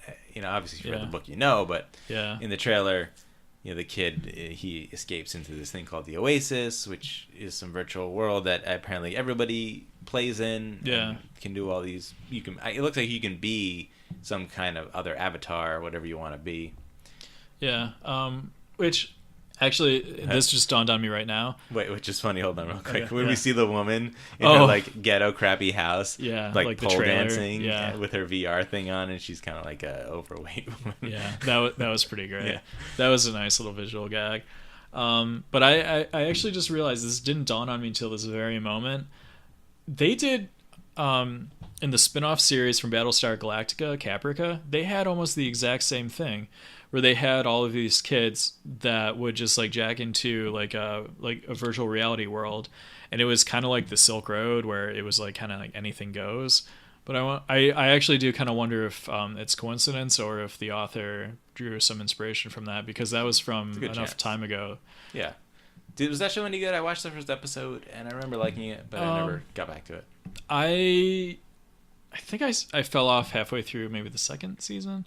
All right. But yeah, I mean, it was fine. Yeah. It wasn't Battlestar Galactica, which was great. So, okay, we get... Apparently, it's really quick, a lot of these references. Yeah. Which was annoying me because Brian knew about them and I had to keep stopping. He's like, oh, you just missed you missed Harley Quinn and Deathstroke. I'm like, but where? Yeah. I was staring at it. I didn't see it. And I wonder if this is how some of these are going to be in the movie. I feel like that one specifically is just going to play out like that. You're not going to see him again. I think a lot of these are going to be obscured IP, where it's going to be enough where you can get the idea of who it is, but it's not going to be enough where, because you see Freddy Krueger and that's New Line, which isn't I think Warner Brothers is doing this. Yeah. Because Warner Brothers, that has the Suicide Squad and Iron Giant. Yeah, the Iron Giant we see front and center, and that looks really cool. That I was super excited about. Yeah. That's like, after seeing the Iron Giant, that's when I started like really getting into trying to identify. And we get the DeLorean from Back to the Future. We see that more than once. Yeah, you see a couple shots. And I wonder, like, does the hero drive that car? I mean, I haven't read the book. I would. But it would be cool. Yeah. If we're gonna see that featured a little bit in that sequence. Yeah, which is a nice throwback thing for Steven Spielberg to go back to a movie he produced. Yeah. Yeah.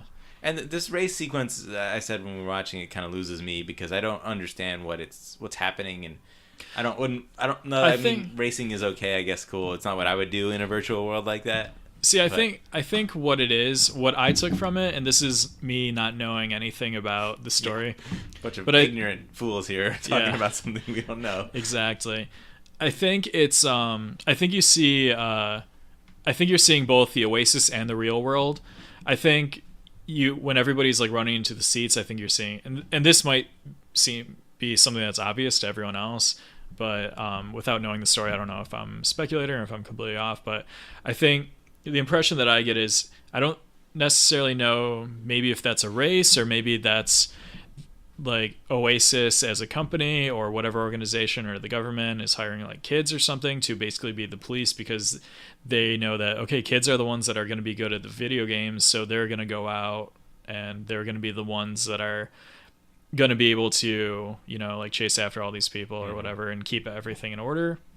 Yeah. But I think what we're seeing is a mix. I think the race, where you see all the cars and like the A-Team van and stuff like that, I think that's the Oasis, and then when you see everybody like strapped into the seats. Well, yeah, that's obvious to me that's what's happening. Carl, they're putting on these VR things. And I'm trying to explain to you what I mean, all of that's obvious, but I think the underlining of like what it is. And they're playing some crappy VR thing where you gotta like move your arm to close the door of the car as you're sitting into this. What do you think VR is? I don't know. VR. I mean, I always want jacking into your freaking head and actually in your mind type VR. Well, yeah, that would be the VR, ideal. Yeah. Well, I mean, it would, because it's still not going to be an actual reality. Right. Yeah. I just wanted it to be like.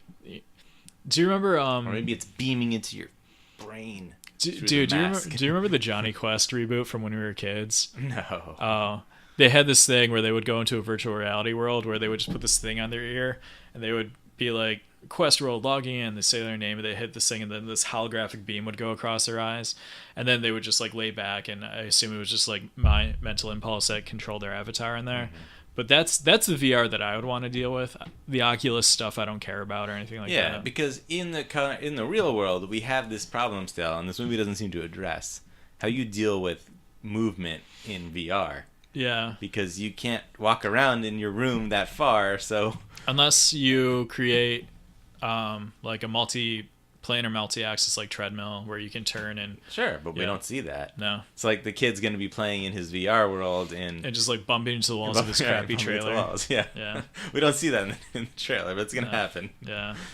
So yeah, and the race, like I don't, it's like all the cars are the same, but then you got the A-Team car and you got the Christine car and the and DeLorean somewhere, obviously. Probably, in this race. I was actually, and I know why does everybody get like the generic car, and then what do you got to pay more money to get the cool car? Yeah, I don't know. I actually microtransactions. Exactly. That's probably what it is. Yeah, right. We should really read this book. I've said I should read this book. I'm probably gonna grab the audiobook of it and listen to that. That's a good idea. Because I actually know Will Wheaton is the one who reads it, and I'm a big fan of him. So, I forget what I was gonna say about it. I don't know. Like I'm intrigued by it. I'm not super excited, just because I'm not a huge VR fan, but I do like my pop culture references, and this just seems to be completely loaded with it. I know there's some criticism of the trailers based off of the portrayal of the characters, but I don't know. Okay. I mean, we really don't see a lot of the characters, so the only thing that I don't know how much you can garner from that and say it's not accurate in any way. Yeah. Well, I heard that there was something where the main character was supposed to be like overweight or something, and people are mad that you have this like young kind of scrawny kid. Oh no, the lead character's not overweight. I don't care. I mean, make him this is Hollywood. You guys know, right? Yeah, it's you people who are complaining. Yeah. I mean, like, it would be kind of funny if they had like a 300-pound guy, and then his avatar is like the. Actually, I don't even know if that'd be funny so much as just what you would expect. I take that. It would back. be like that movie Gamer. Never saw it. Oh. You should check it out. It's very much like this with the virtual world that people play, but people have jobs in it. I'm trying to. What is Gamer? Oh, I'm confusing that with Surrogate. Gerard Butler.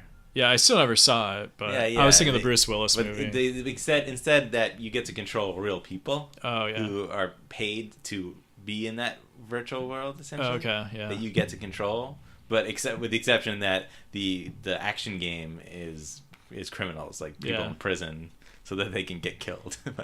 It was cool. I actually enjoyed that a lot, even though it's not considered a good movie. I think it's fun if you like that sort of thing. Okay, you know what kind of virtual reality that I would like?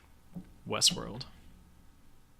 Yeah, but that's not. I mean, it's virtual reality. It's a virtual world. It's a virtual world into, which is probably far better than any virtual reality we'll ever get. Yeah, I don't know. I love. But much more dangerous. Well, toward the end. I'd like to go in maybe like 5 years before the series. I mean, the potential for a danger happening, even if it was perfect, still things can go wrong, you know. Yeah. Whereas in VR, like, I love maybe that you can have a heart attack. I don't know. Yeah, that show is so good. All right. So yeah, I mean, this, Ready Player One. I mean, look, it looks entertaining, it looks fun. Steven Spielberg, it looks like it's gonna be great action. Yeah, Zach Penn wrote it, which, I mean, he was a writer on a whole bunch of very popular, very successful movies. Mm-hmm. So because I think he did maybe the first Thor, one of the X-Men movies, a whole bunch of stuff. So he's very like ingrained in the genre. So yeah, and it's a revered work of fiction that people constantly say you should read this. So yeah, so we should read it. Yeah. After we tweet at Kyle Hill to settle this. We're not forgetting that. No, that's happening. All right, so this is the end of the superhero's journey. Yes. There is more stuff to talk about from Comic-Con, and we've gone long enough, so we're going to move that into the next episode. Yeah. Who knows? Probably won't have that much. We're going to talk about all the trailers from the TV shows. Yep. A lot of good ones. Yeah. Probably have some speculations as to what's coming up in the next seasons. But... Yeah. So, with that said, my name is Carl Framerman. I'm Brian Shores. The co-host. We all love that. Oh, yeah. Just us. Both of us. Nobody else finds that funny. All right. You can find us on Twitter at Superhero Journey. No E in super. Email us at thesuperheroesjourney@gmail.com, where heroes is plural, not possessive. Yep. And if you guys would be so kind, just whatever platform you're listening to it, just give us just leave a rating and a review, preferably positive. But also send us any feedback you have, any suggestions, any comments, because we'd love to talk to you guys. Yeah, we also put this stuff on YouTube. You can comment there as well if you want a place to comment. Another one, you could subscribe to us there. You could like our videos. You could share them with people if you want to get it out there for anyone. Yep. All of that will help us. We'd like to get a listener base. This is something that we do for fun. Yeah. Obviously, and if you were wondering, at this point, if you're listening still, we were gone for about a week or so. Yeah. And a half. We missed last week and we're late today. Yeah. Well, so. I mean, really just a week, because week and a half a day. We said this earlier. Yeah. I don't know. It all blends together. Yeah. Anyway. Yeah. Enjoy if you're still listening with us. Yeah. Come back again. Please. Bye for now. Yep. Thanks.